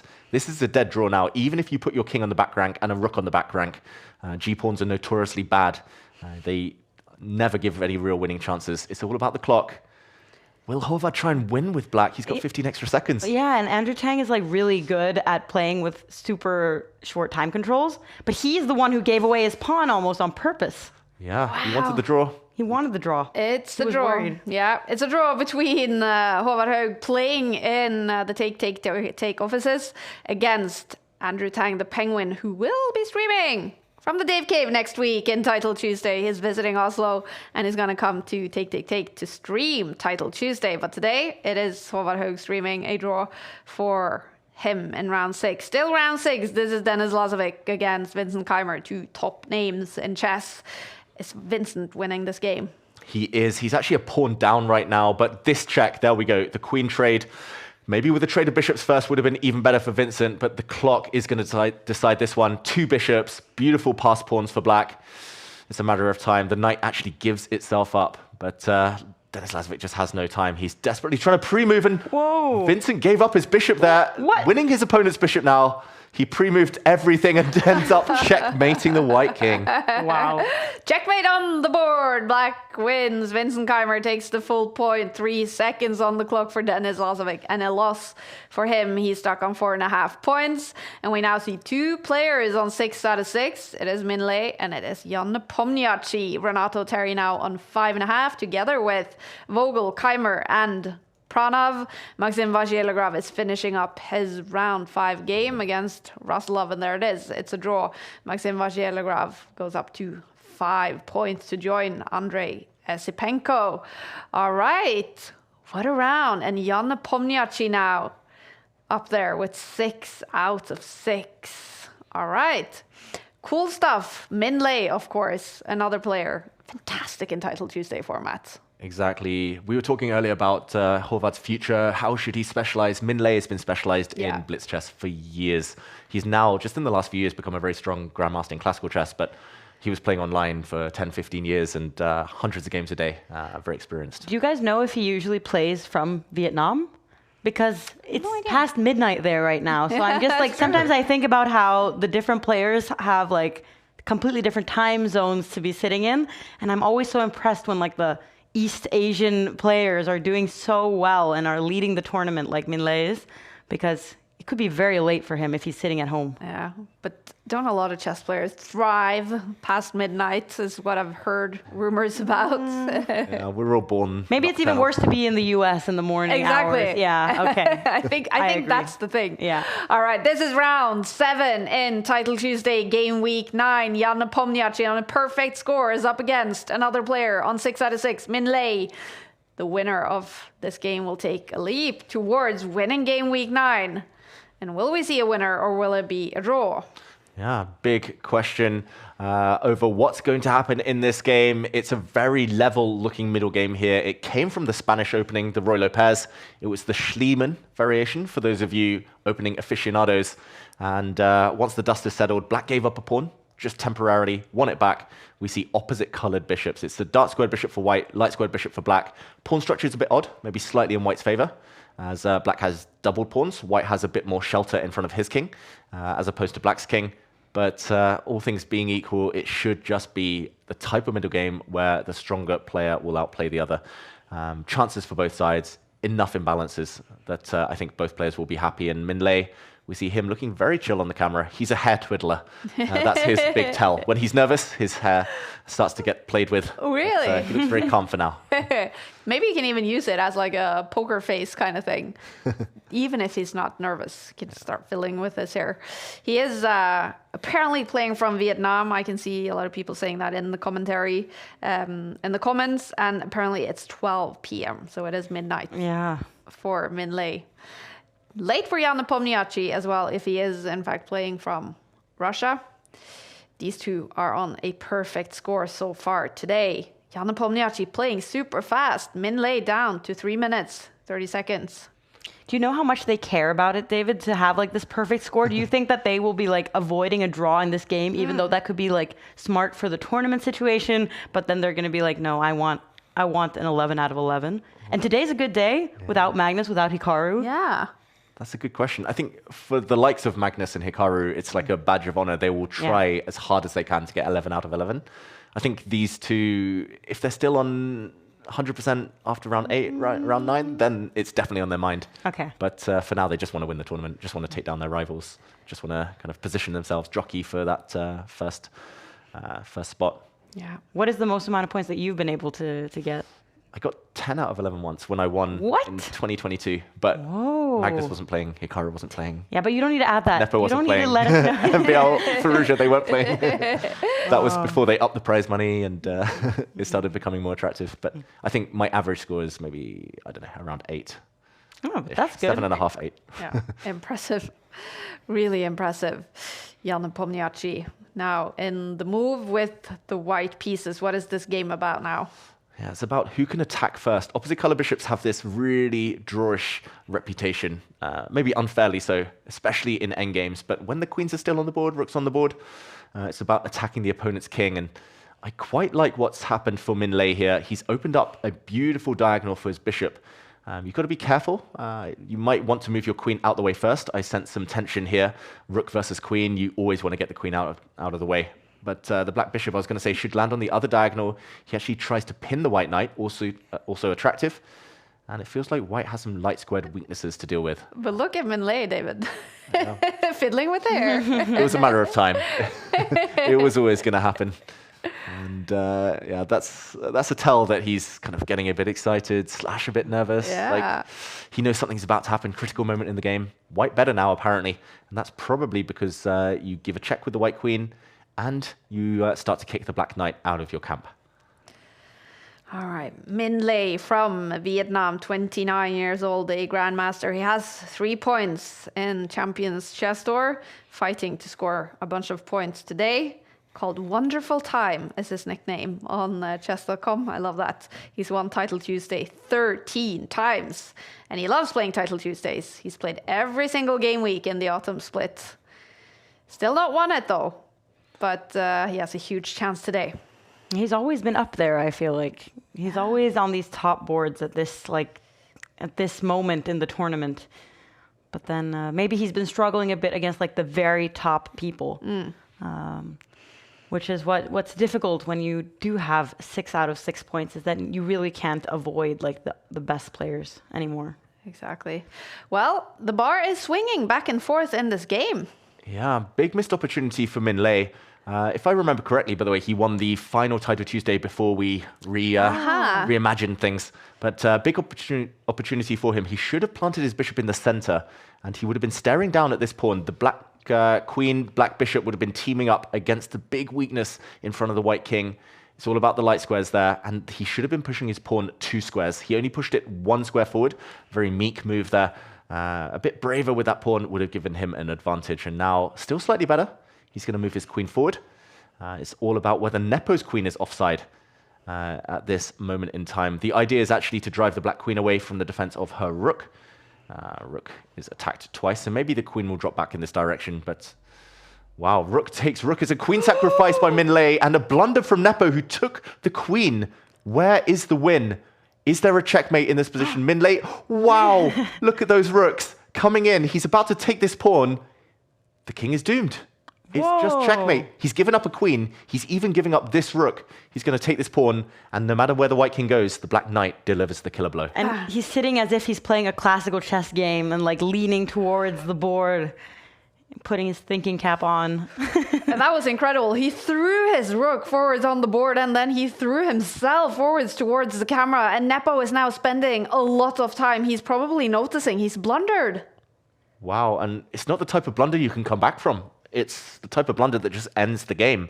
This rook and bishop combo just so strong now, supported by the knight. By the way, white can take the rook in 2 different directions. This rook can drop with the bishop, with the white rook. The queen can even swoop and take the knight. Everything, though, ends in black's favor after rook takes pawn. The white king will just be forced into the corner with some horrible discovered checks to follow. Nepo might just resign. This is one of the tactics I've seen so far of the autumn split. Wow. Just incredible from Minh. Oh, but he does try to, he sacrifices his queen back, actually. But when we count the pieces now, we can see that Minh has a rook in exchange for a knight, which should win him this endgame anyways. But he avoided the checkmate, Nepo, and he didn't give up, which was also maybe a bit surprising. Yeah, impressive to keep fighting. But yeah, slightly surprising because he has so much material down. Bishop takes pawn. The bishop's coming in and behind to take this pawn, maybe take this pawn later. And Nepo clinging on to the position. But yeah, that tactic from Minh, I write a newspaper column where I have to find a puzzle every week. That's going in the newspaper. Oh, love it. That was a crazy move. Rook to f2. Oof. And I'm always so impressed when they actually find these things, because sometimes it's like, it's easy to see when we have like a computer that will tell us, okay, he has like a moment now where he's massively better, but to like actually be on the lookout for these kinds of things in the game is so impressive. And also it's always scary to do that because you're worried that, do you even have time to calculate every single possibility, or do you just trust your intuition? So that was very impressive. We're seeing a different phase of the game now. It's the conversion phase, where essentially it's the 3 black pawns versus the 1 white pawn. And yeah, those pawns won't be able to hold the storm forever. Eventually, one of the pawns will break through. There we go. The white bishop will most likely be forced to give up its life for one of the black pawns, the rook coming to hit it first. And yeah, you don't stop these two in a hurry. This is going to be game over. 30 seconds easily enough for black here. I was going to ask. No hope for Nepo even on the clock? No, maybe if it was 10 seconds, then you can race. You can try and distract the opponent. But a new queen is born, and there we go. Nepo resigns. Impressive win from Minh. Wow. He goes up to 7 out of 7 after a brilliant move, finding a brilliant tactic. Minh takes the sole lead in game week 9. But this is still round 7. Vogel from Germany is up against Branov. And something's happening on this board. Something's happening. He's just dropped his rook. He was actually winning when we jumped in, Pranav. He was 2 pawns up for not much compensation.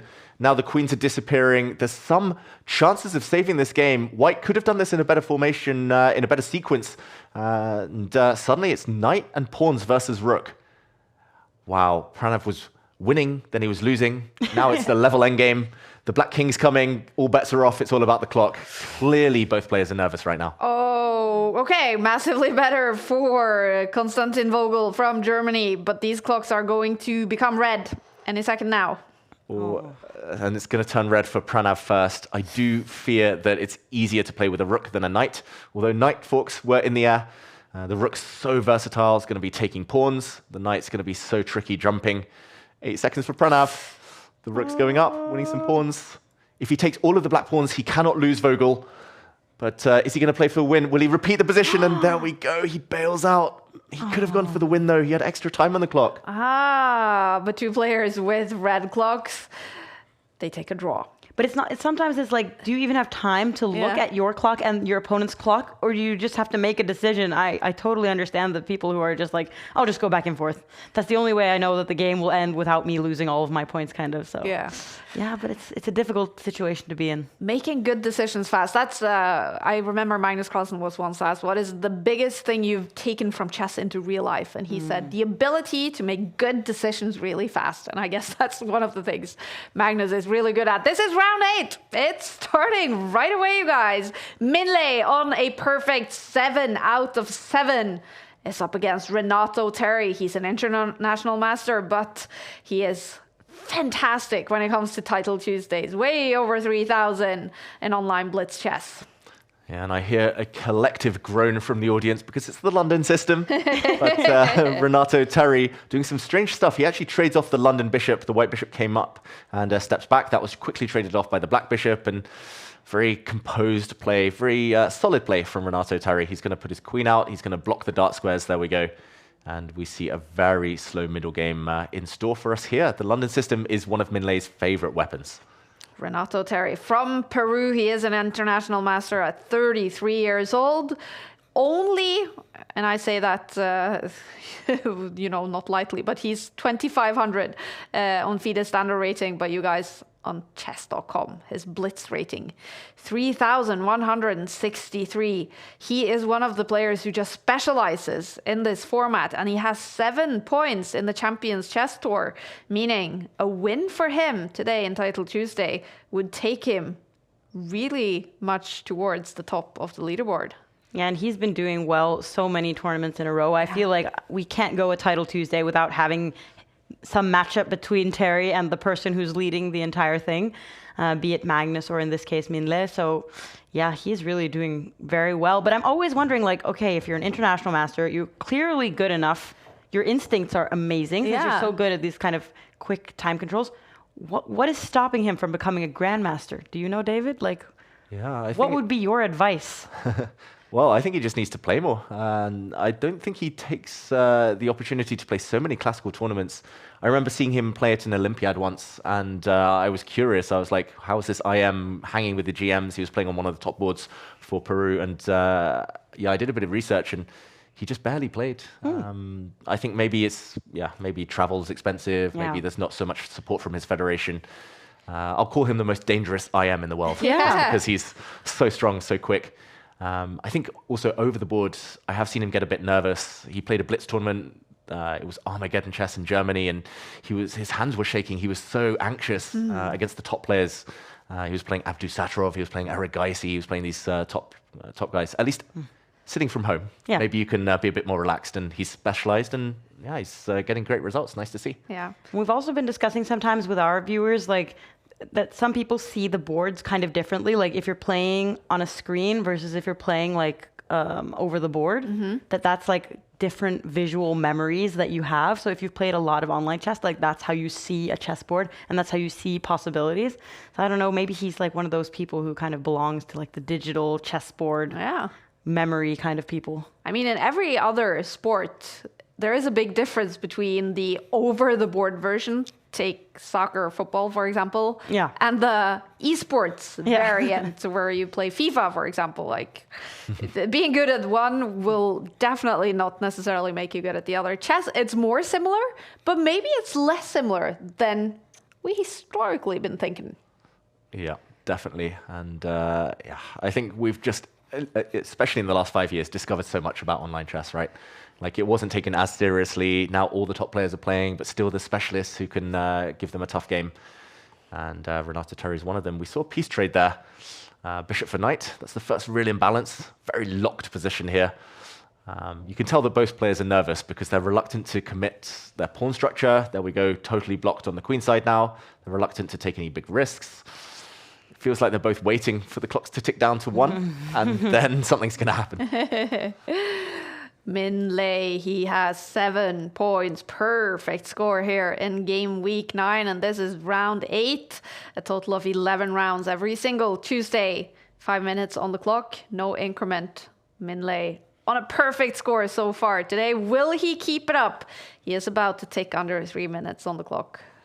I will say that he's the favorite in this game, partly because of the clock, up 15 seconds, but partly because of the position.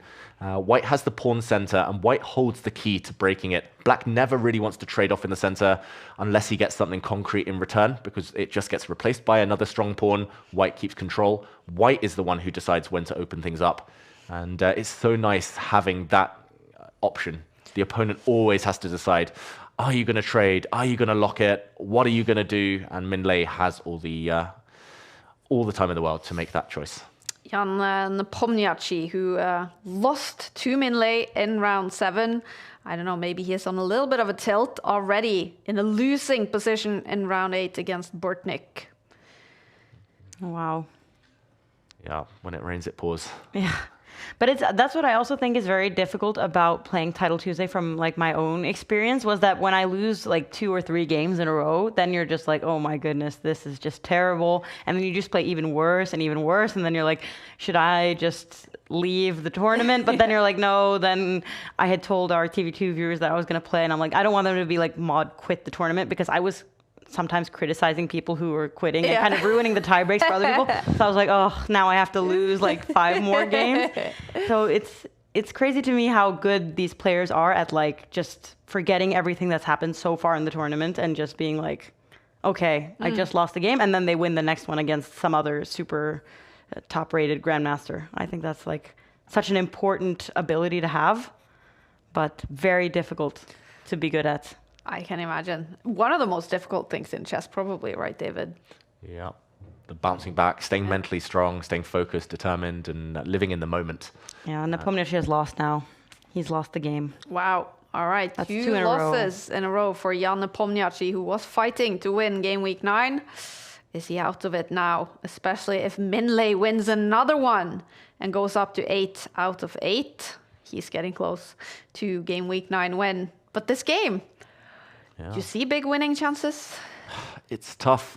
That is the first time now that Black is slightly better according to the eval bar. Minh burnt all of his time advantage on making a decision.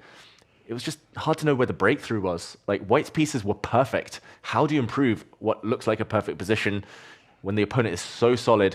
Now it might be the moment, there we go, for Black to break the center. And the reason he's doing that now is because White is stuck. This pawn especially is backward, it's weak. If there is a queen trade, which looks likely, the Black Knight is going to come and sit on a beautiful outpost in front of those white pawns, staring at some other white pawns, and it's going to control much of the board. It still looks like a draw is the most likely result, but Minh doesn't feel like the trend is his friend right now. It's not on his side. Things are turning. Renato Terry had a chance to be better there. Maybe it's bring the rook up this time and to shift it across to attack those pawns. Renato Terry, he's been doing everything right, and it's his type of position. I've played him so many times online. He stays solid, solid, solid, and then he'll pounce when you're down to 30 seconds. Minh shaking his head. He's overthinking. It's not looking great for him anymore. Oh.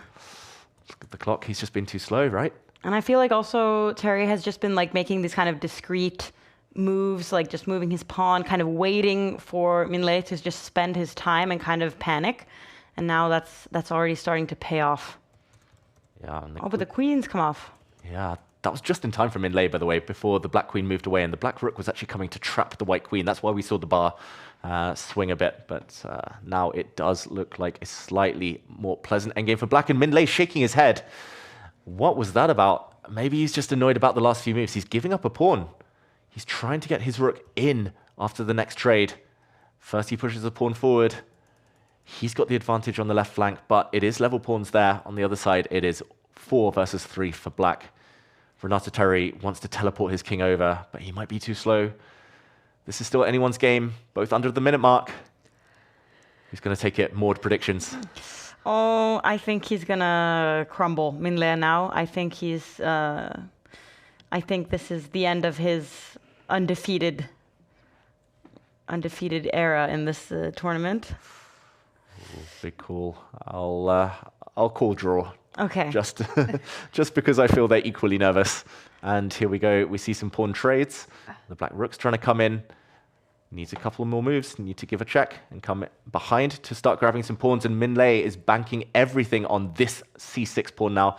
It's so close. 2 squares to promotion. Oh. He's going to try and win the pawn in Terry's front of spending it. so much time.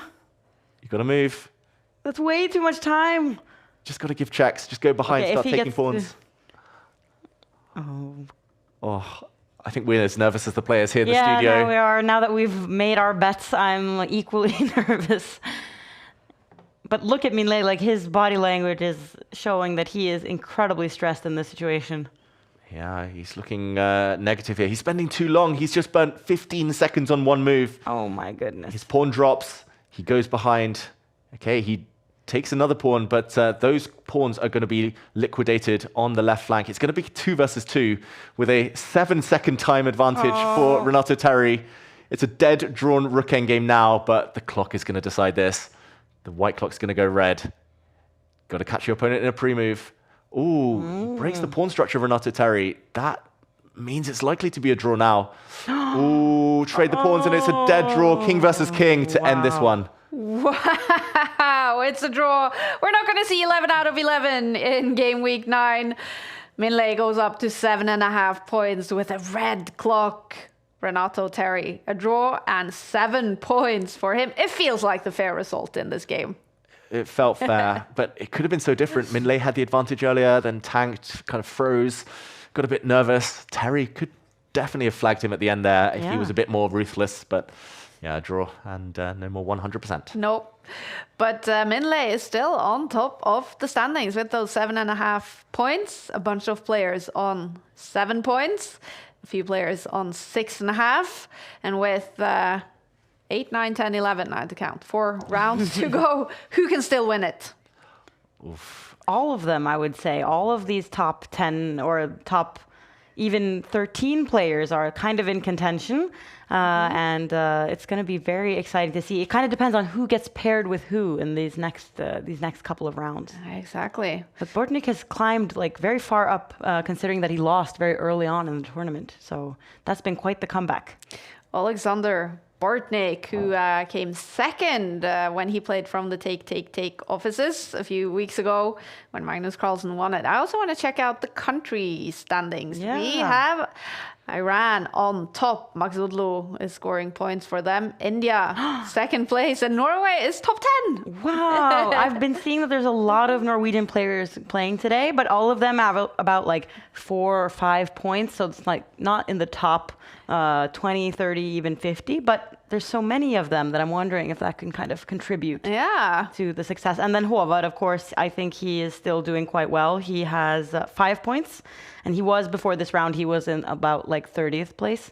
So he's doing good. He is doing good. He's scoring points for Norway. Title Tuesday no longer only about 1, winning every single Tuesday glory, 2, qualifying for the Esports World Cup by scoring points every single Tuesday. It's also about scoring points and glory for your country. And that means something, right, David? Like, Chess Olympiad is one of my favorite tournaments because I see almost a little bit of a different look on players when they fight for their country. It really means something. Yeah, and just like there are specialists in Blitz, there are specialists in team tournaments who suddenly they put on their national team jersey, they become Superman. And it's just like they're so focused, determined, they're great team players. They'll take a draw if it helps the team, or they'll take risks to try and win if it helps the team. And yeah, it's nice to see. Hopefully it inspires a lot more players to play. And the fans, go nag your favorite titled players in your country. Get them to play, get them to represent. More to you played Olympiads yourself. It's inspiring, right? Yeah, and now when I do play team chess here in Oslo, I'm always like, I show up and I very often lose because I have to play the first board. But then my teammates are like telling me, no, it's great that you played because then we get to play against an easier opponent. So even then I'm like a little bit comforted by that, but I'm like, ugh. I always kind of, team chess is very brutal because especially like if you do poorly and it ruins something for the rest of the team. But here I would say there's less stakes. I mean, here it's just do as well as you can and then help your country. So it's only positive here. Exactly. And A lot of players contributing to their teams. Minh, though, on top of the standings. Sole lead after 8 rounds, 7.5 points. A great chance for him to score 10 Champions Chess Tour points to win Game Week 9. But a bunch of players will be chasing him when round 9 resumes in a few minutes. Before that happens, let's take a look at one of our favorite moments from the past few rounds. Let's take a look at an action replay. There's been a lot of time trouble in the last few rounds. And then, of course, this big battle. They were both on 6 points, Jan Nepomniachtchi and Minh, heading into round 7. And what happened in this game? Yeah, Minh sacrificed his queen and suddenly the bar turned black. Nepo should not have taken that black queen. He should have just taken back the black rook, and look at that. That black rook, the second one entering the position, taking a pawn next, ending in a checkmate sequence. That was just beautiful. That was a stroke of genius from Minh, who head in hands was actually the happier of the two players. And Nepo was able to avoid the checkmate by giving back the white queen, but found himself in a dead, lost, hopeless endgame. Genius play by Minh. I think you called that rook move one of the most beautiful tactics you've seen so far in the autumn split.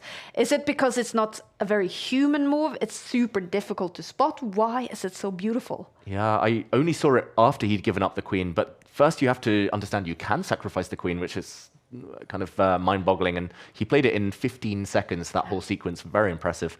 So it's calculation married to checkmate patterns and just general beauty. General beauty from Minh. He's playing fantastic chess today, and he is on 7.5 points. We're getting ready for round 9, and only a few seconds until we see the pairings coming up. All right. He was very disappointed with this draw, it seemed like. His instant reaction to the draw was like, oh. So I'm wondering now if that will in any way affect him in the next final rounds, now that he's kind of ruined his perfect streak. But yeah, it's going to be interesting to see if he can clench the top spot. Look at him, he's so excited right now. Fantastic, massively better. Håvard, the 15-year-old from Norway. Oh, stalemate, stalemate. You can give up your rook. If it's taken now, the black king is trapped and it's not in check. He might save himself, Sarana. He does. Stalemate saves him. Oh. Just as you say that, Esipenko, he pre-moves, he gets his pawn through. The black pawn now is making a new queen. It's a time scramble, but surely the checks with the black queen are going to decide this game. Pre-move time, pre-move central, 2 seconds versus 3 seconds. And second a queen appears, totally winning for black, but does he have enough time left to win it? 1 second each, who's going to take it? 0 on Bradley's clock. Look at those queens dancing, and Esipenko wins on time. Get ready for more time trouble, more red clocks, more brilliant tactics, more blunders, more action. We're heading into round 9. It's going to be Muradli against the leader, Minh, Terry, Ashraf, Bortnik, Atakan, I think. But we're following this one. Minh is in the sole lead, and here he is up against Muradli. Yeah, early days on this board. We're seeing a bit of a hybrid opening here as well. It started life as a Reti opening, the white knight coming out very, very early, but now there we see the white pawn occupying the center, transposes it into a Slav defense. That is because white's putting some pressure on the center with the queen's gambit type of idea here, and black is just setting up all the pawns rock solid on the light squares. White will get the bishop pair. He's going to attack this bishop and eventually take this bishop with a knight, but black's pawn structure super flexible. And that's Minh style. As we've seen already today, he waits and waits and waits and tries to take his chance later in the game. Calm, cool. Minh is in sole lead, and here up against the Grandmaster from Azerbaijan, 22 years old, with a FIDE rating of 25.84. He has 1 Champions Chess Tour point. Muradli calling himself chess lover on Chess.com, rated way above 3,000. And he's played 3 Title Tuesdays so far in the autumn split. 8.5 points is his best score so far. That was in Game Week 8. Can he beat it today? I wonder if these players sometime regret their usernames. Like, they made them probably way before they knew that, like, I'm going to be on the very top boards of Title Tuesday. David, what's yours? Do you have a good name? It's Howitzer 14. 14's my lucky number, and Howitzer was a friend's nickname for me when I was a teenager. Really? That's a good one. I don't know. I don't hate it, but I don't love it either. I probably wouldn't have chosen it now, as you say, Maud. Yeah. Chess lover. I don't think you would pick that. If you were to make like a user today and be like, I'm going to be on the top 10 in Title Tuesdays regularly, I think you would pick something else. And let's remind everyone about your name on Chess.com. So it's Maud sjakker deg, Norwegian for Maud checks you. Yeah, I don't know. I regret that name. I feel it suits your personality. You're fierce, you're On the confidence. Internet Chess Club, ICC, my name was Emrod because, you know, like the baseball player Alex Rodriguez, A-Rod. So I was Emrod. I think that's so much cooler. And I'm like, why did I not use that on Chess.com? That's a name I could get behind. But now it's too late. Now I've already connected my title to Chess.com to that user so that I can play in these tournaments. And exactly. It's too late. I like it. What about Minh? What is his username? Wonderful time. Yes. Oh. So they both have very beautiful, peaceful names. We have Chess Lover against Wonderful Time in this brutal game and brutal format. Very wholesome. Yeah, I would rather have Wonderful Time. That's a better name than Chess Lover. I'm sorry. Very harsh on Mr. Muradli's name here, Maud. Chess Lover. Is he loving the position, though? I think they're loving it and hating it equally, both of these players. It's probably the driest position I've seen so far today. And actually, in a long time in Title Tuesday, it's totally symmetrical in terms of the pawn structure. White has the bishop pair, but since the center is so blocked, that's not too relevant right now. If Minh wants a draw and wants to play it safe, consolidate his lead in the tournament, he might just take this bishop. It's opposite color bishops. That game's surely going to fizzle out there. If he wants to play for more, he might drop in his other knight, or he might try to double up his rooks. Okay, he pushes a pawn instead. I'm expecting him to try and double his rooks on the open file in the near future. But yeah, I'm predicting draw here. It's hard to imagine anything else. And if this is a draw, huge chances for those players on 7 points, half a point behind Minh to join him at the top of the standings. Renato Terry, Rovan Vogel, Alexander Bortnik. We will keep an eye on all those. Volodar Mortsin, also on 7 points. Bortnik has won 4 games in a row, so he Wow. must be feeling like he's kind of on a roll. But then after this 8th game, you have this little break, and I feel like then you can kind of like fall out a little bit of the rhythm that you were in. So that will be exciting to see if he can win against Atakan he's playing against. This is round 9 in game week 9. We have 2 more rounds to go after this one to decide the winner of this game week and who scores 10 points on the Champions Chess Tour leaderboard. And on the Split 1 leaderboard, the winner of Split 1 gains an additional $5,000 in addition to the money you gain every single week if you win it or place high on the leaderboard. Minh now slightly better. Yeah, very small advantage. That's because he has knights versus the bishops, and normally I'm very, very biased towards the bishop pair, but on this occasion I will make the exception because this white bishop isn't the most active, and black's knights do a good job of controlling squares. One could jump in at any moment, actually in 2 different directions to attack some pawns. And Minh, good tip for everyone at home: if you are forced to part with your light squared bishop, put your pawns on light squares to exert some influence there. Pawns on light squares, bishop on dark squares. He's got the perfect formation as he does leap in with his knight. More pawns will start stepping forward. It does feel like white's just too passive here. Muradli, despite the fact he's half a point behind Minh, it feels like he's been the one playing for a draw. And normally when you're doing that with white, the opponent smells weakness. They start to push forward to try and punish you a bit later in the game. So beginner question, when you do that, that Minh is doing, is one of your goals then also to get the white player's dark squared bishop off the board? Sorry, light squared bishop. Yes. If, for example, long term, you could trade off this bishop for this knight, or if you can somehow miraculously kind of trade off a couple of sets of bishops and leave a knight versus just one bishop, not part of a pair, then you have an advantage long term. And now he's offering a trade. Oh. It's opposite color bishops. I don't know if he should have gone for that yet. Maybe he didn't need to rush. He could have pushed some pawns forward first. But he's still the one pushing. He's still the one asking the questions. What to do about this pawn now? Do you trade? Allow the black bishop to step forward? He does. It does feel like we're getting closer to a draw, though. Level on the time as well. Hard to imagine either side winning. Maxime Vachier-Lagrave is now on 7.5 points. Same as Minh Le, but with a draw here, Minh Le will go up to 8 points.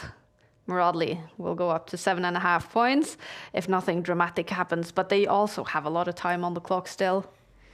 Yeah, opposite colored bishop endgames are kind of like, it feels like you can mess up quite a bit and it's still going to be okay. So here I would just concentrate on playing as fast as possible because, but they still, this is a lot of time to have in this situation, I would say. They still have more than a minute. Yeah. So, I think that point you mentioned, like you can still mess up a bit and the drawing margin just being very high. If rooks come off, white can even blunder a pawn, maybe 2, yeah, and still draw, as you can hold the light squares. But in the meantime, he's going pawn hunting.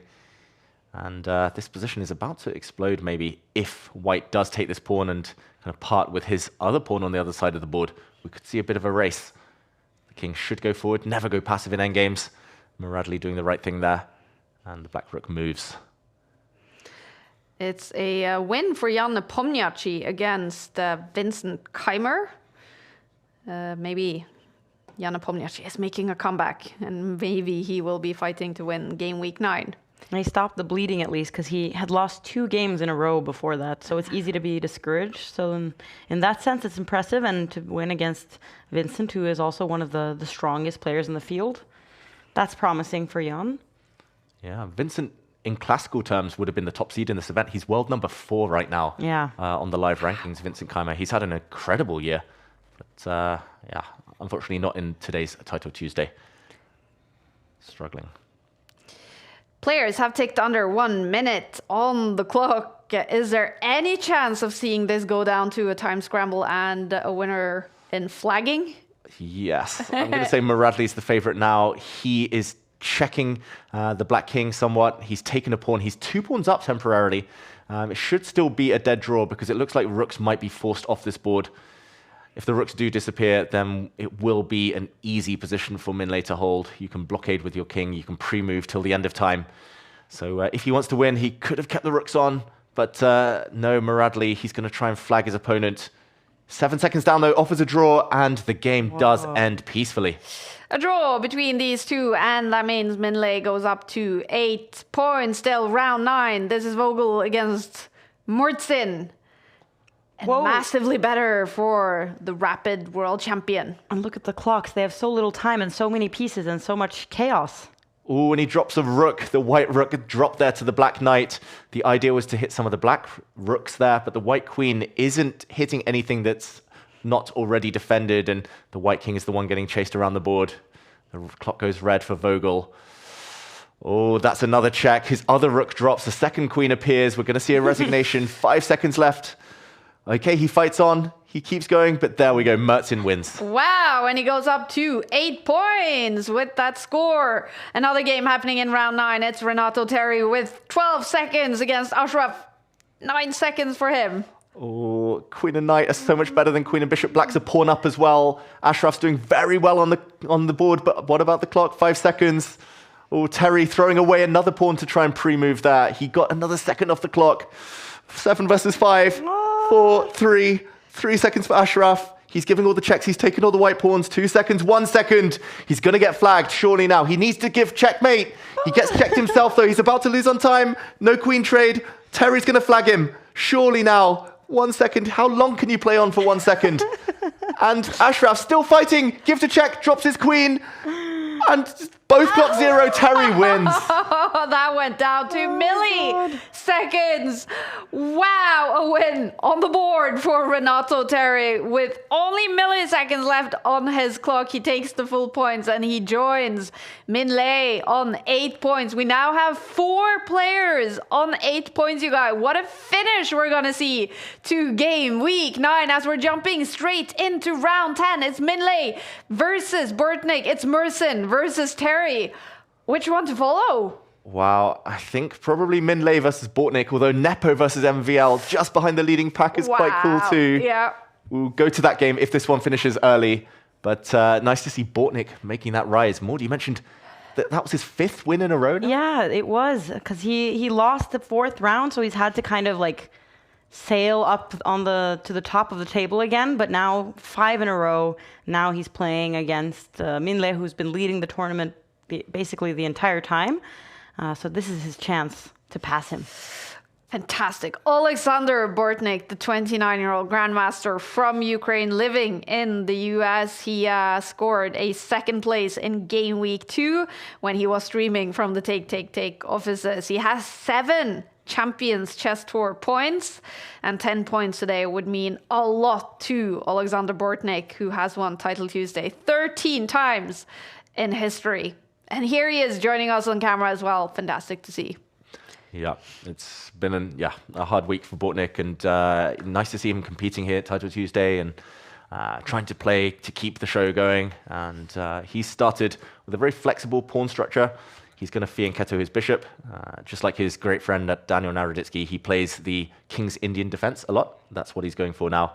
And I'm expecting Minh to play his favorite London system to bring this bishop out, but very slow start to this game. This is just move 3. Yeah, they've spent so much time. What are they thinking about? What is there to think about? Mind games? Hard to explain. Like, nothing's happened, but both players have burnt 45 seconds. I guess they've played each other so many times online that they know each other's opening repertoires. They're trying to trick each other into maybe variations they're not so familiar with.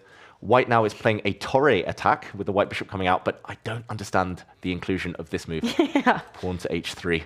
And Bortnik, meanwhile, sipping his tea as if his clock isn't ticking. He was stretching a bit. Like, it doesn't seem like any of these two have realized that this is a 5-minute game where you don't get any extra time. But this is round 10, and they're both leading, so they probably should have realized that by now. Yeah. Why are they spending this much time? Chill, guys. Look at that. Minh 4 minutes and 15 seconds still on his clock. Bortnik, though, 3.5 minutes now. But the bar is in the middle. You mentioned it's been a tough week for him. He was a very close friend of Daniel Naroditsky. Yeah, one of his closest, I believe. And they both live in Charlotte. They both play at the Charlotte Chess Club so much. They've played countless Blitz Bullet games together. So, it must have been a tough time. Definitely for Alexander Bortnik. And of course, our thoughts are still with everyone close to Daniel Naroditsky after he passed away. And I think chess is like one of those things that's really difficult to play if you are in like a bad mental state, because you're kind of just sitting there thinking. So you can kind of like, it's very, very difficult to play well while you're going through like tough time personally. So it's impressive that he has 8 points today. He is fighting to win Game Week 9. Alexander Bortnik, a 2nd place, is his best score so far in the autumn split. Big chance today of winning it for his good friend, Daniel Naroditsky. 2 minutes and 30 seconds, though. I guess that's his biggest issue in this game right now. Yeah, I'm just confused. It's like still a well-known position, and it's actually transposed into a main line. And like normally, Black just hits this bishop, asks a question. Black can also bring the knight round to the side to try and land in the white camp. But how has he burnt more than half his time? There we go. By playing a natural move, he's had no difficult decisions. So if he ends up getting flagged, it's going to be the opening he looks back on. Unfortunately for Bortnik. And there we see it's a bishop for knight trade. Bit surprised he's giving up the bishop pair so willingly. Here, Minh, I think he's relying on a trick. Bishop takes bishop, the white queen will step up, forking 2 pawns.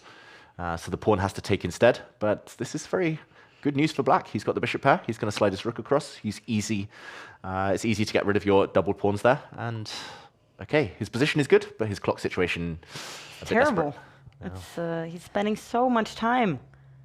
But he is one of those players who can handle any position with hardly any time on his clock, right? He's just extremely fast, and intuition, fantastic. Yeah, he's always been a speed demon, Bortnik. He was playing on the old Internet Chess Club when he was kind of in his early teens back in the day.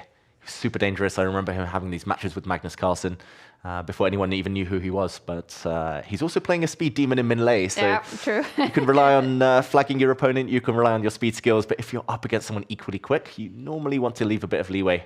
And this last move, very, very cunning from Minh Le. He's trying to take this bishop to destroy the black pawn structure. If the bishop had moved, this pawn was also vulnerable due to a pin against the black king. So the light squares belong to Minh Le right now.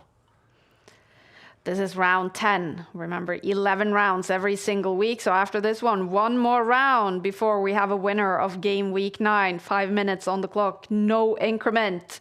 Minh Le has more than 3 minutes still on his clock. It's trouble for Alexander Bortnik on the clock.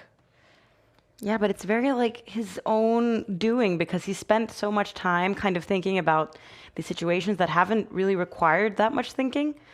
But at the same time, he has an okay position. So if he can just speed up now and also take an advantage of the fact that Minh Le has also been playing pretty slowly, then maybe he can make it. Yeah, the position just looks very, very balanced right now. The black rook enters the fray. I would slightly prefer white just because the white bishop has a lot of potential against the black king on this diagonal. The black bishop is somewhat blunted, hitting a very strong pawn. So I think it's just that one small difference. Then again, the black queen more active than the white queen. And Bortnik, yeah, it's just about the speed. If he can enter the endgame level on time or just only 10 seconds behind, maybe he's got a chance. He just needs to make it there. He needs to get that far. The white queen's going to come out sooner or later, and he has to be ready when that does happen. And it can be an advantage as well when you have like the opposite colored bishops to attack, because then the opponent can't really defend the same squares that you're attacking. So if maybe Minh Le can somehow use that bishop that you were already describing towards the king and maybe involve several other pieces, but how is he going to involve more pieces? Yeah, the queen's been cut off. I don't like white's last move. Maybe he missed that the black knight's actually going to totally block the central file here. And now there's actually a threat of the black rook coming in. Maybe a threat of the black knight even coming in. The last move has definitely gone in Bortnik's favor, but he's got half the time of his opponent. That's all I can think about.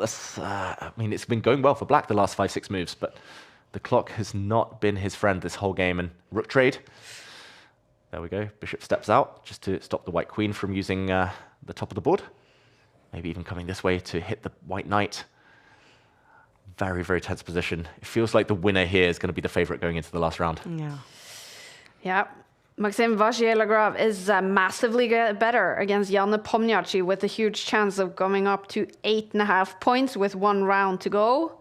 If we have a winner in this game, then we will see at least one player on 9 points. Renato Terry and Volodar Mertsin also playing right now, and they also have 8 points heading into round 10. There's always like this sea of players that kind of catch up to you in these like final rounds. It's always very exciting in the last round who's going to win. And there's always like all these players that we haven't even discussed that suddenly are among the top 10 because it can really change in those final moments.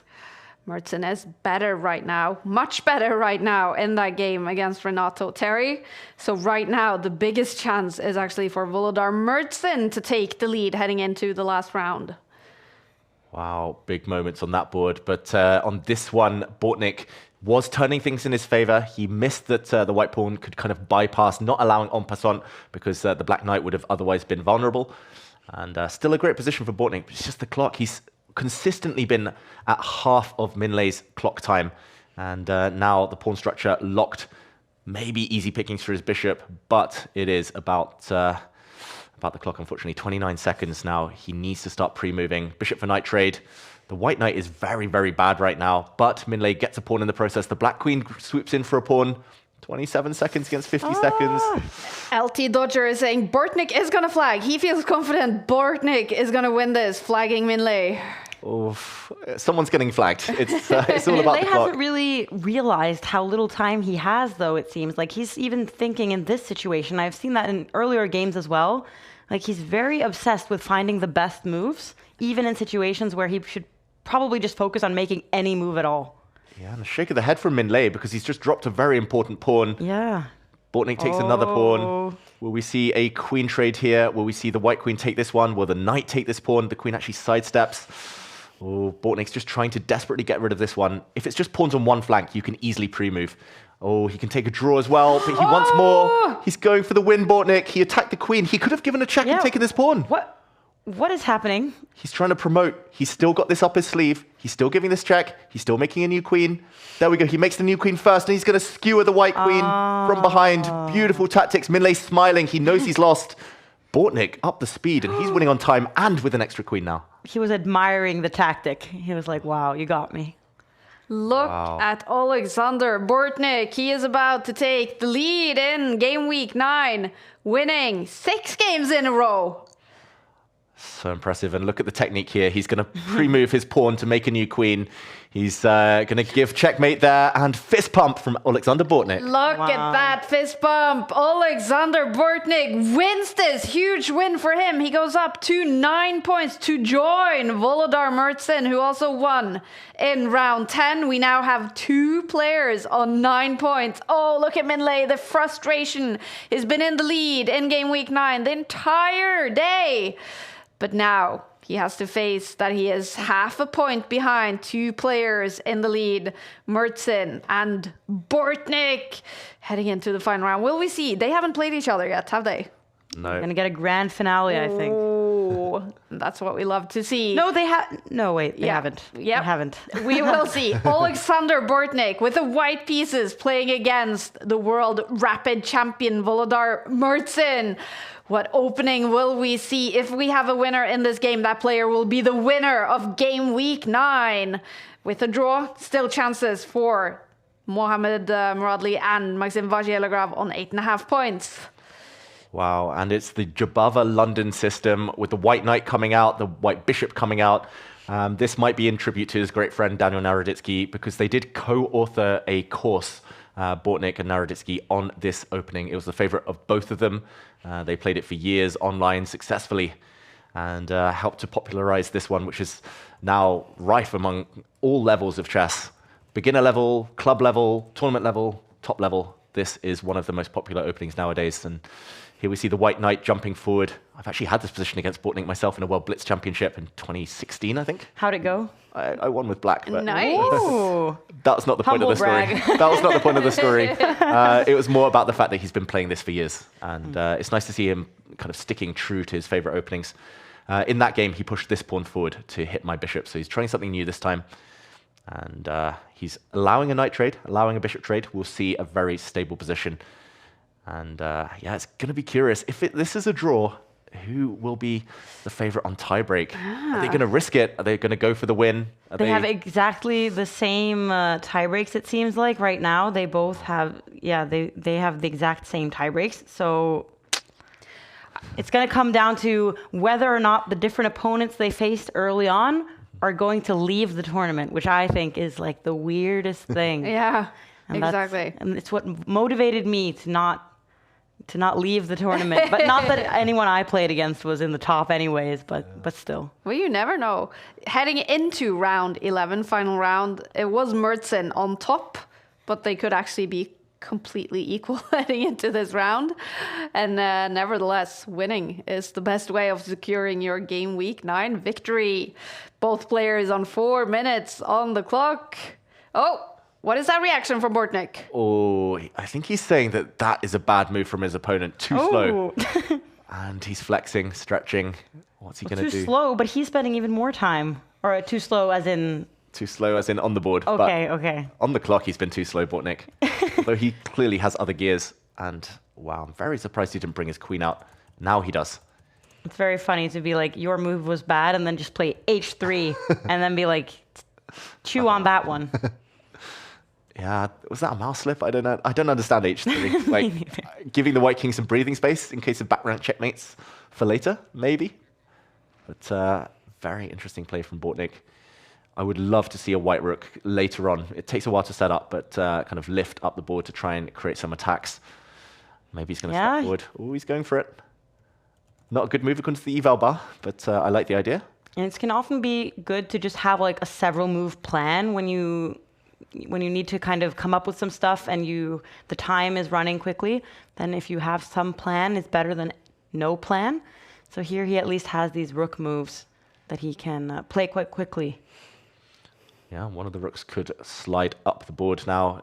just to try and probe at the black king side to try and create some weaknesses. Very tense position though.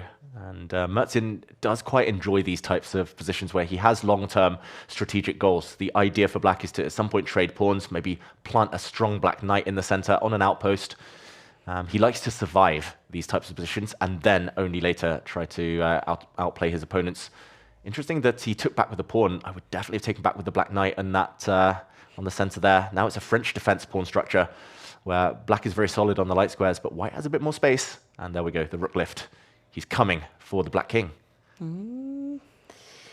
Mohamed Muradli and Maxim Vachier-Lagrave are both on 8.5 points. They are playing against each other right now. MVL is right now slightly better with the white pieces in that game. And of course, if we have a winner in that game that goes up to 9.5 points, then who knows who will win game week 9. But if these two players have it in their own hands, a win in this game means you win Title Tuesday game week 9. It's always interesting in that final round who chooses to kind of go for like these tactical draws. Usually in the last round, I feel like you have to win to guarantee yourself anything because there are so many players. There's almost 400 that are playing today. So you really need as many points as possible and you don't want to really compete just on tie breaks even. You just want to win on your own. Yeah. And yeah, I've never seen Bortnik bail out with a draw. No. He's a really fighting player. He's another, just like his good friend, he loves chess, fights so hard, tries to take chances. He's tried to go for checkmate. Now he's reminding black that this pawn might be weak. It's undefended right now. Volodar Mertzin is locked in on white central pawn in the meantime. That can be defended by the bishop stepping back or the rook sliding across. Expecting the black knight to drop back. There we go. Doubling up on white's base of the pawn chain there, which is defended by the white knight. Everything's gravitating towards the black king, though, so I do feel that in practical terms, white has good attacking chances, although the eval bar says black is better now. Very interesting. Maybe the black bishop comes out to attack the white rook. I was going to say the black queen could come and exert even more pressure in the center. That might be next on the agenda. The white rook steps back in the at first here. The black rook entering. Oh, I don't know. It's a Bortnik type of position. I just have a feeling. Look at how many pieces he's bringing towards the black king. Still not at their final destinations, but looking so ominous. This is very scary times for Mertzin, who goes back with his bishop, losing some momentum.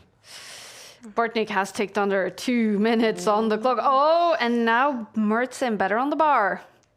But it's swinging back and forth. It is. What a game. And Bortnik has won 6 games in a row. Can he make it 7 and then kind of win the tournament with that? That would be such an amazing comeback from a slightly disappointing start to the tournament. Yeah, it's often the case that the winner is a player who's gone on a massive streak. Either at the beginning, you kind of take the lead and you never let it go, or you storm from behind. And it's very rare to see instead a player like up and down go on to win. It's all about momentum in these tournaments. And look at those black pieces. I've never seen a more passive black queen, rook and king, just huddled, hiding behind their pawn chain. And okay, the bishop drops back. That's not even just to defend some pawns. It's also to clear a square for the white knight, potentially. Oh, eval bar says level, but someone's about to blunder. This is just such a tense position right now. The black rook steps back, kicked. Oh, it's almost trapped. Oh, it's going to have to come back where it came from, but that's a loss of time. There we go. Can Bortnik rearrange his pieces? He wishes his pawn wasn't on h3 so he could slide his rook across. Apparently a mistake now. But, that's why knight takes pawn. The white rook is overloaded. It wants to take this knight. It does take this knight, but it drops its bishop now. Pawn up for Mertzin. That's a big pawn to win as well in the center. You can see Bortnik not too happy on the camera. Now he is much better. Mertzin with a win here. He wins Title Tuesday game week 9. And Maxim Vachier-Lagrave has won the 11th round against Muradli, so he has 9.5 points right now. 9.5 points for Maxim Vachier-Lagrave. That means a draw in this game. And we have 3 players on 9.5 points. And Bortnik is now ticking down to 1 minute. Only slightly better for Mertzin, though. Any result possible here? Any result still possible, because it's one of those blunders where the game goes on. Luckily, you're a pawn down, but you still have queens on, you still have an attack. And he's sliding his queen across now, but I think he's setting up some nasty checkmates. Watch out. Queen there. If you can block the bishop somehow, you might get some lawnmower, kind of ladder checkmates on the side of the board. Mertzin defends actively, brings his queen out. He's going to try and force a queen trade in the near future. Mertzin, if the queens come off... Ooh, there we go. If the queens come off, black is winning, but knight takes. Do not take this pawn with your... Do not take this knight even with your pawn. There would be a queen takes pawn sacrifice and a rook sliding across with a checkmate. That is the threat. Queen takes pawn, checkmate. Black surely only has one move now. I think you just have to take that knight off with your bishop. Only way to survive. Only way to cling on, because you defend this square in the process. The white Spending a lot of time. Oh, he's allowed it! He's allowed it! Whoa, he does it! Look at Bortnik! Look at that celebration! He has mated one. The game is over. Alexander Bortnik wins Title Tuesday, Game Week 9. That amazing celebration. This means so much to him.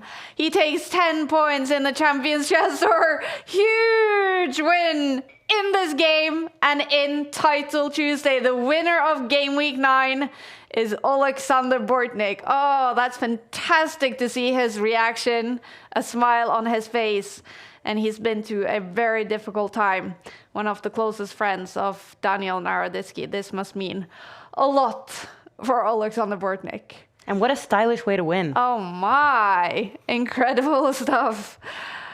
More material for your chess column, David. I know. Queen sacrifice galore. We saw Minh Lei do it, but Bortnik went one better. And yes, he was slightly worse just before that happened, but he made his own luck. He made it happen by taking risks, by attacking, throwing all of his opponents, throwing all of his pieces at the opponent. And yeah, that celebration said it all. Like, Mertzin collapsed under the pressure because Bortnik brought his A game when it mattered. What a beautiful smile. What a beautiful celebration. Alexander Bortnik wins Game Week 9. And he wins 7 games in a row. Yeah. What a story. What a sign of fighting spirit and never giving up. And despite spending like so much time in the opening, and he was kind of lingering for a bit, and it was a game that was a bit all over the place, but then he still manages to be on the hunt for the opponent's king and makes like such a brilliant sacrifice in the very end. Now that was a very worthy way of winning the tournament, I would say. He was in the Take offices streaming from the Dave Cave in Game Week 2. He also then took second place behind Magnus Carlsen with some really cool celebrations. And he is one of those players that it just feels very nice that he wins it, David. Yeah, it feels appropriate. And yeah, without getting emotional, I know his great friend would approve of the way he played today. And yeah, incredible play. 7 in a row. Like, yeah, and the style. I think it's a perfect way to round off today's Game Week 9. I agree. Alexander Bortnik, Grandmaster from Ukraine, wins with 10 points in Game Week 9. Maxim Vachier-Lagrave takes second place with 9.5 points, and then we have 4 players on 9 points. I'm also going to check the country standings. All right, look at that. Eventually, India takes it in Game Week 9 with Iran on second place. Norway, top 10 mod. Yeah, I'm happy about that. I mean, we are surrounded by the US, and we came in front of China. I mean, these are great chess nations. So I am very proud of Norway today without Magnus. Imagine when he's back. Exactly. Yeah. Those were the country standings. But the winner of Game Week 9, scoring 10 points also in the Champions Chess Tour, is Alexander Bortnik. We are trying to get a hold of him to get a comment from the winner of Game Week 9. This means he goes up to 17 points in the Champions Chess Tour. And he's much, much closer now to Magnus, to Hikaru, to Alireza Firouzja, the players at the top of the standings. We're also trying to get a hold of Maxim Vachier-Lagrave, who takes second place, and he's ready. Maxim, congratulations with a great result today. Thank you, Kaya. It's good to see you, Maxim. How are you? I'm good. I haven't been too regular on Title Tuesdays so far because of events and such things, but it's good to be back. It's a nice event to play for training, and here it also has qualification purposes. Exactly. You scored 7 points today in the Champions Chess Tour with your second place. How important is it for you to qualify for the Esports World Cup? It's quite important. It's, of course, also very important for team vitality. So they advised me to be more regular. But I'm doing what I can, according to my schedule, and I'm hoping to do well every time I play. I think it's my third title Tuesday, and I scored well twice. So it's very good ratio, I would say. Exactly. Yeah. A third place in game week 4, and here you are with a second place. So next week, maybe first place. Next week, it's not clear because I'll be playing the World Cup. So maybe I can join if my game finishes early. Mm-hmm. We'll see. And exactly your schedule going forward. So one ambition is to qualify for Esports World Cup, but what other plans do you have, and what are you focusing on these days, Maxim? Yeah, World Cup is obviously his main focus. And then I'll have a bit of tight schedule also in December, but it will be, I would say, more like casual, except, of course, for the World Rapid and Blitz at the end of the year in Doha. But lots of exciting events. I must say this year was quite busy. I had some rest in October, but now the crazy frenzy resumes. Yeah, it is going to be a hectic chess calendar going forward. And of course, playing World Cup, top 3 players go on to qualify for the candidates. Is that a huge goal for you, Maxim, and potentially winning candidates and playing the World Championship match? Of course, it's a goal. I've very rarely played the candidates, so obviously it's something that I still want to do to achieve, and I feel like when I do play elite events, I do pretty well, so I feel like if I manage to qualify to candidates, and I often did very well in World Cup, so I'll be trying to repeat that, and then if I manage, who knows what can happen, but that's looking very far away in the future anyway. I didn't hear if you mentioned the World Rapid and Blitz Championship, but are you going there too? So you're planning on playing? Going there. Okay, fantastic. And trying to get back your World Blitz title then? I haven't had it for a while. I think it's been the property of Magnus for a long time now, but we'll see. I'll be trying my best, at least. Fantastic. Maxim, it's so good to see you again and to hear from you and hear your plans. I also want to just ask you a question about, of course, the big focus in chess these days after the very horrible passing of Grandmaster Daniel Naroditsky. What are your thoughts and your feelings after this? It was like... I didn't know Dania personally, but it was still awful to hear, and I had a few days where, somehow, looking at all these messages from his friends and and people who knew him, it was really heartbreaking to see, and that such a loved person, and for very good reasons, would go into such a state. It was horrible to see, and of course we have to see the responsibilities of basically Vladimir Kramnik. He definitely went too far, and I would like to congratulate his friend Alexander Bortnik, who actually won Title Tuesday this week, and it's very fitting and very deserved. Mm-hmm. Fantastic. Maxim, thank you so much for those words, and congratulations on your big second place today. Thank you, Kaya. And we are joined by the winner of Game Week 9, Alexander Bortnik. Huge performance, 7 wins in a row, and first place. Congratulations. Hi.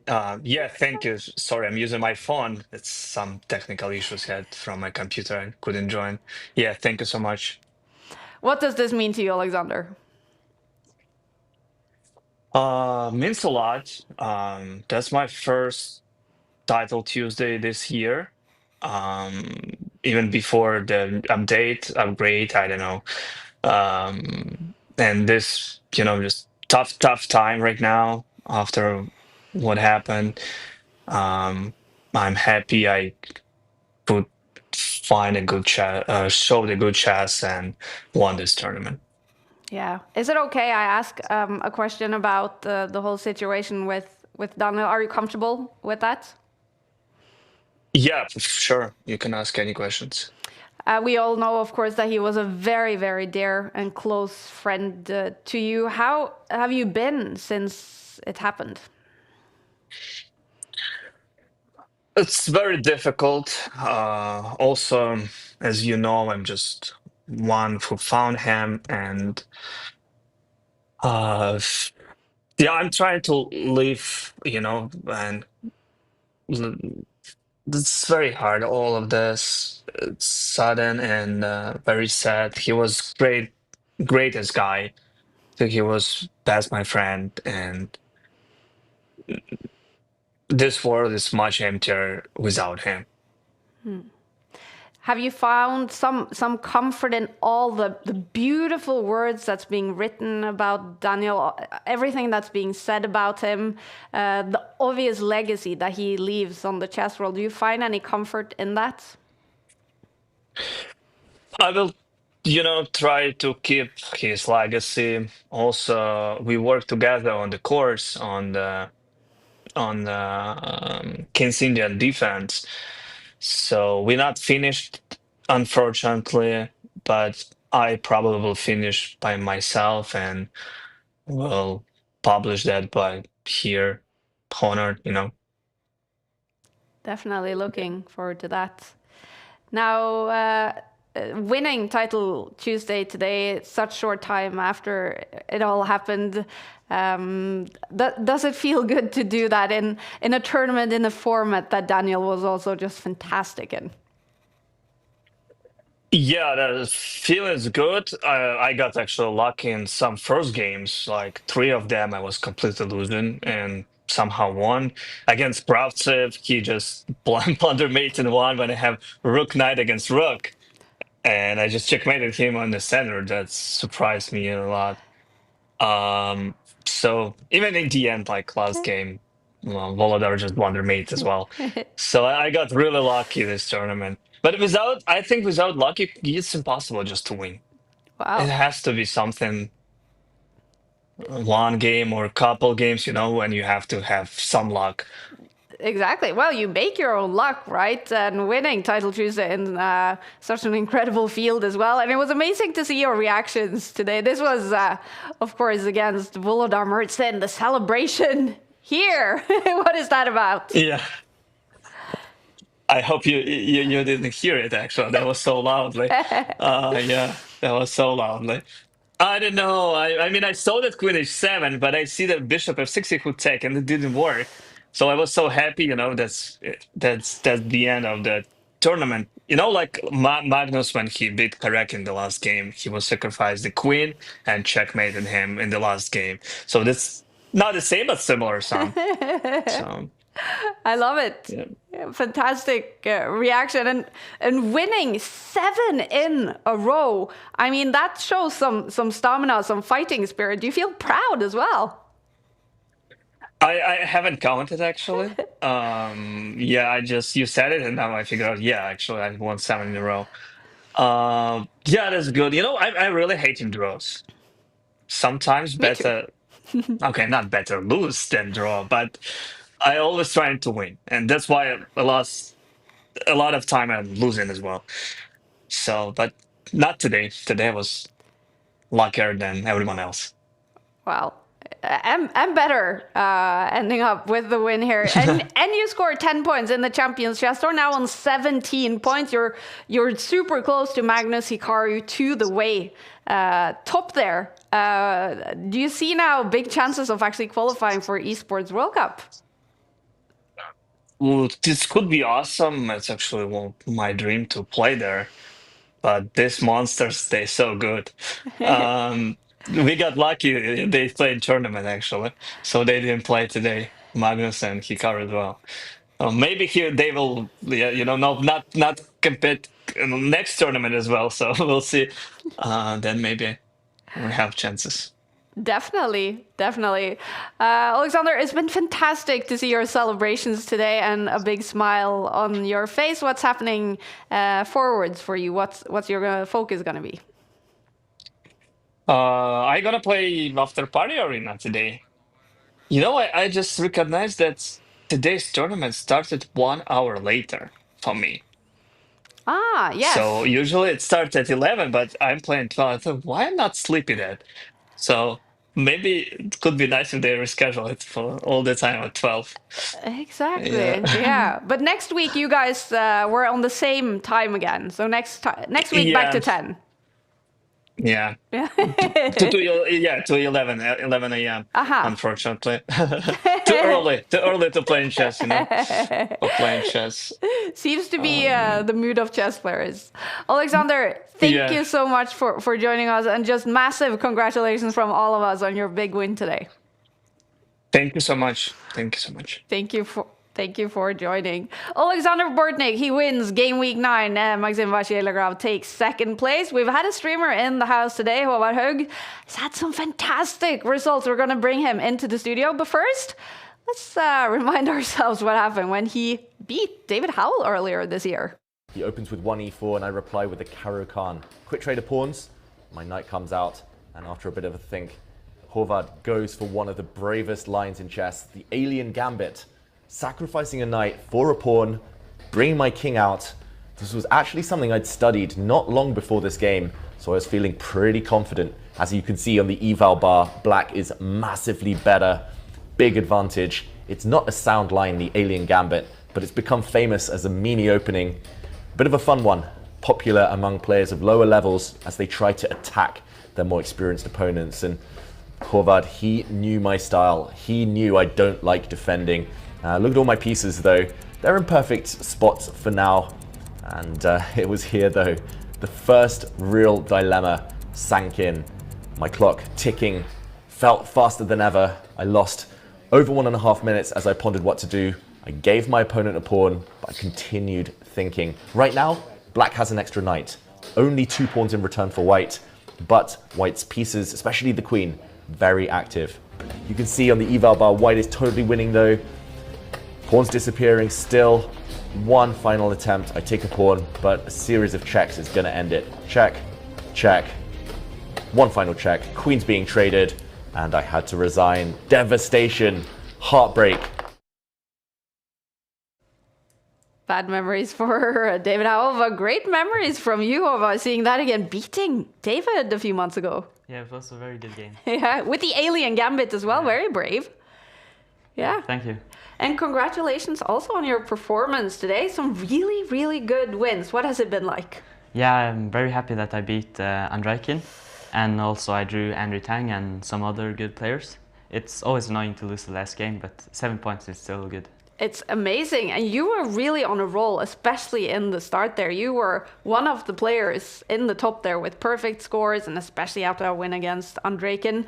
Were you feeling confident at that point? Yeah, of course. I wanted to get even more points, but it happens. 7 points is still good. It's amazing. What's been the highlight? Was it the Andreikin game? Yeah, of course. Take us through it. What were you thinking? What happened? And how were you able to actually beat one of the best players in the world? Yeah, I won a pawn quite early, and then I got my rook into his position, and then he used a lot of time, and it was very difficult for him. And then at some point he blundered, but I played almost perfect that game, so I'm very happy. And you played in Magnus Carlsen's chair today. What was that like? Yeah, it's also very cool to play where Magnus has played many, many times. What has he meant to you growing up with him as a world champion? How much of an inspiration has he been? Yeah, he's been a great idol for me, and I've watched him my whole childhood. And you're only 15. You have your whole career in front of you. We know you're traveling to Qatar to play the World Blitz Championship. How excited are you about that? Yeah, of course I'm very excited. It's the first World Rapid and Blitz I've played. And yeah, I hope to beat some strong players there also. Fantastic. What is your dreams, your goals when it comes to chess? First, I want to become a grandmaster, of course, and then I'll take it from there. But we've been discussing here today and even wondering, are you even considering specializing in Rapid and Blitz, since we see how incredibly good you are in this format already? Yeah, maybe. I don't know. I want to become good in all formats. Yeah. Fantastic. Sounds like a good plan. He's really impressed you today, David. Yeah, I mean, ever since I first heard about you when I moved to Norway, I've been following your games. Of course, very impressed earlier this year, but as well played today. And yeah, we'll be rooting for you in Qatar at the World Rapid and Blitz. You can do it. Definitely. Take some scalps. Yeah, definitely. Other than that, are you focusing now mainly on chess, or is it, you know, school? Is that still important? Is there other? Yeah. It's both. Do you play any other sports? No, not any other sports. I focus on chess. You focus on chess. Fantastic. All right, Håvard, are you going to keep playing Title Tuesday now? Will we see you now as a regular in the tournament? Maybe. I'm not sure. All right. Hope so. We hope you will. It's been very fun to follow you. Congratulations on a great performance. Thank you for joining us. We're going to start rounding up from Gameweek 9. And it's been a fantastic day. Alexander Bortnik takes it. And we're going to start rounding up the Premier League of Chess. Look at him, he's so excited right now. Fantastic, massively better. Håvard, the 15-year-old from Norway. Oh, stalemate, you can give up your rook. If it's taken now, the Black King is trapped and it's not in check. He might save himself, Sarana, he does. Stalemate saves him.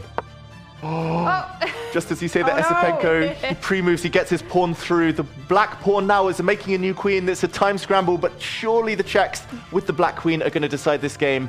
Pre-move time, pre-move central, 2 seconds versus 3 seconds. And second a queen appears, totally winning for black, but does he have enough time left to win it? 1 second each, who's going to take it? 0 on Bradley's clock. Look at those queens dancing, and Esipenko wins on time. He's going to get flagged, surely now. He needs to give checkmate. He gets checked himself, though. He's about to lose on time. No queen trade. Terry's going to flag him. Surely now. 1 second. How long can you play on for 1 second? And Ashraf still fighting. Give to check. Drops his queen. And both got 0. Terry wins.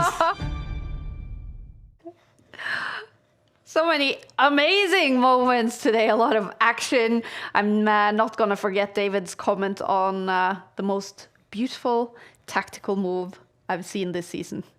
Yeah, beautiful queen sacrifice by Minh. If you haven't seen it, everyone, go check it out against Nepomniachtchi to take down one of the best players in the world. Incredible. What's been the highlight for you today, Maud? I think that the Undraken game with Håvard was like, go Norway. I was very proud to be Norwegian, even when we didn't have Magnus playing. So that was a great moment for me. Exactly. And just showed us the spirit of Title Tuesday. The underdogs, the kids, the youngsters, they can still win these huge moments, these big games. Fantastic to see. And of course, the winner eventually is Alexander Bortnik, and that just feels like such a deserved and beautiful winner in the time that we are in now. Yeah, I mean, the chess gods, I think they made it happen. Like, he mentioned luck. He made his own luck, of course, but so nice, the style he did it in as well. The final move of his tournament, again, if you haven't seen it, if you're just joining us, queen takes h7, queen sacrifice to end it, to win Title Tuesday. It couldn't have been written better, and felt like it was written in the stars. Exactly. And he scores 10 points, Alexander Bortnik, for winning today, and that takes him up to 17 points. He is towards the top of the standings. Magnus Carlsen will still be in the lead overall with 37 points. Hikaru 25, Alireza Firouzja 25. But players have definitely gotten closer to those players today, and let's hope they will be back next week to fight for more points in Title Tuesday. What a day. Yeah, it's been fun. I can't wait till next Tuesday now. I agree. I agree. Game week 10 is coming up in a week. We hope you guys will join us again for more action, more time trouble, more blunders, more beautiful tactical moves. Maud, thank you so much for joining the studio today. Thank you for letting me kind of be behind the scenes. Because I'm usually looking at you guys when we're doing our broadcast in Norwegian. We have like the pictures of your studio. So now I know how everything works here. And it's meant to be. Wearing red, matching the studio. Yeah, that was actually on purpose. Chess player thinking. I love it. All right, you guys, we wish you guys a great week. And we'll see you again when Tuesday comes in a week. Bye for now. Here we go.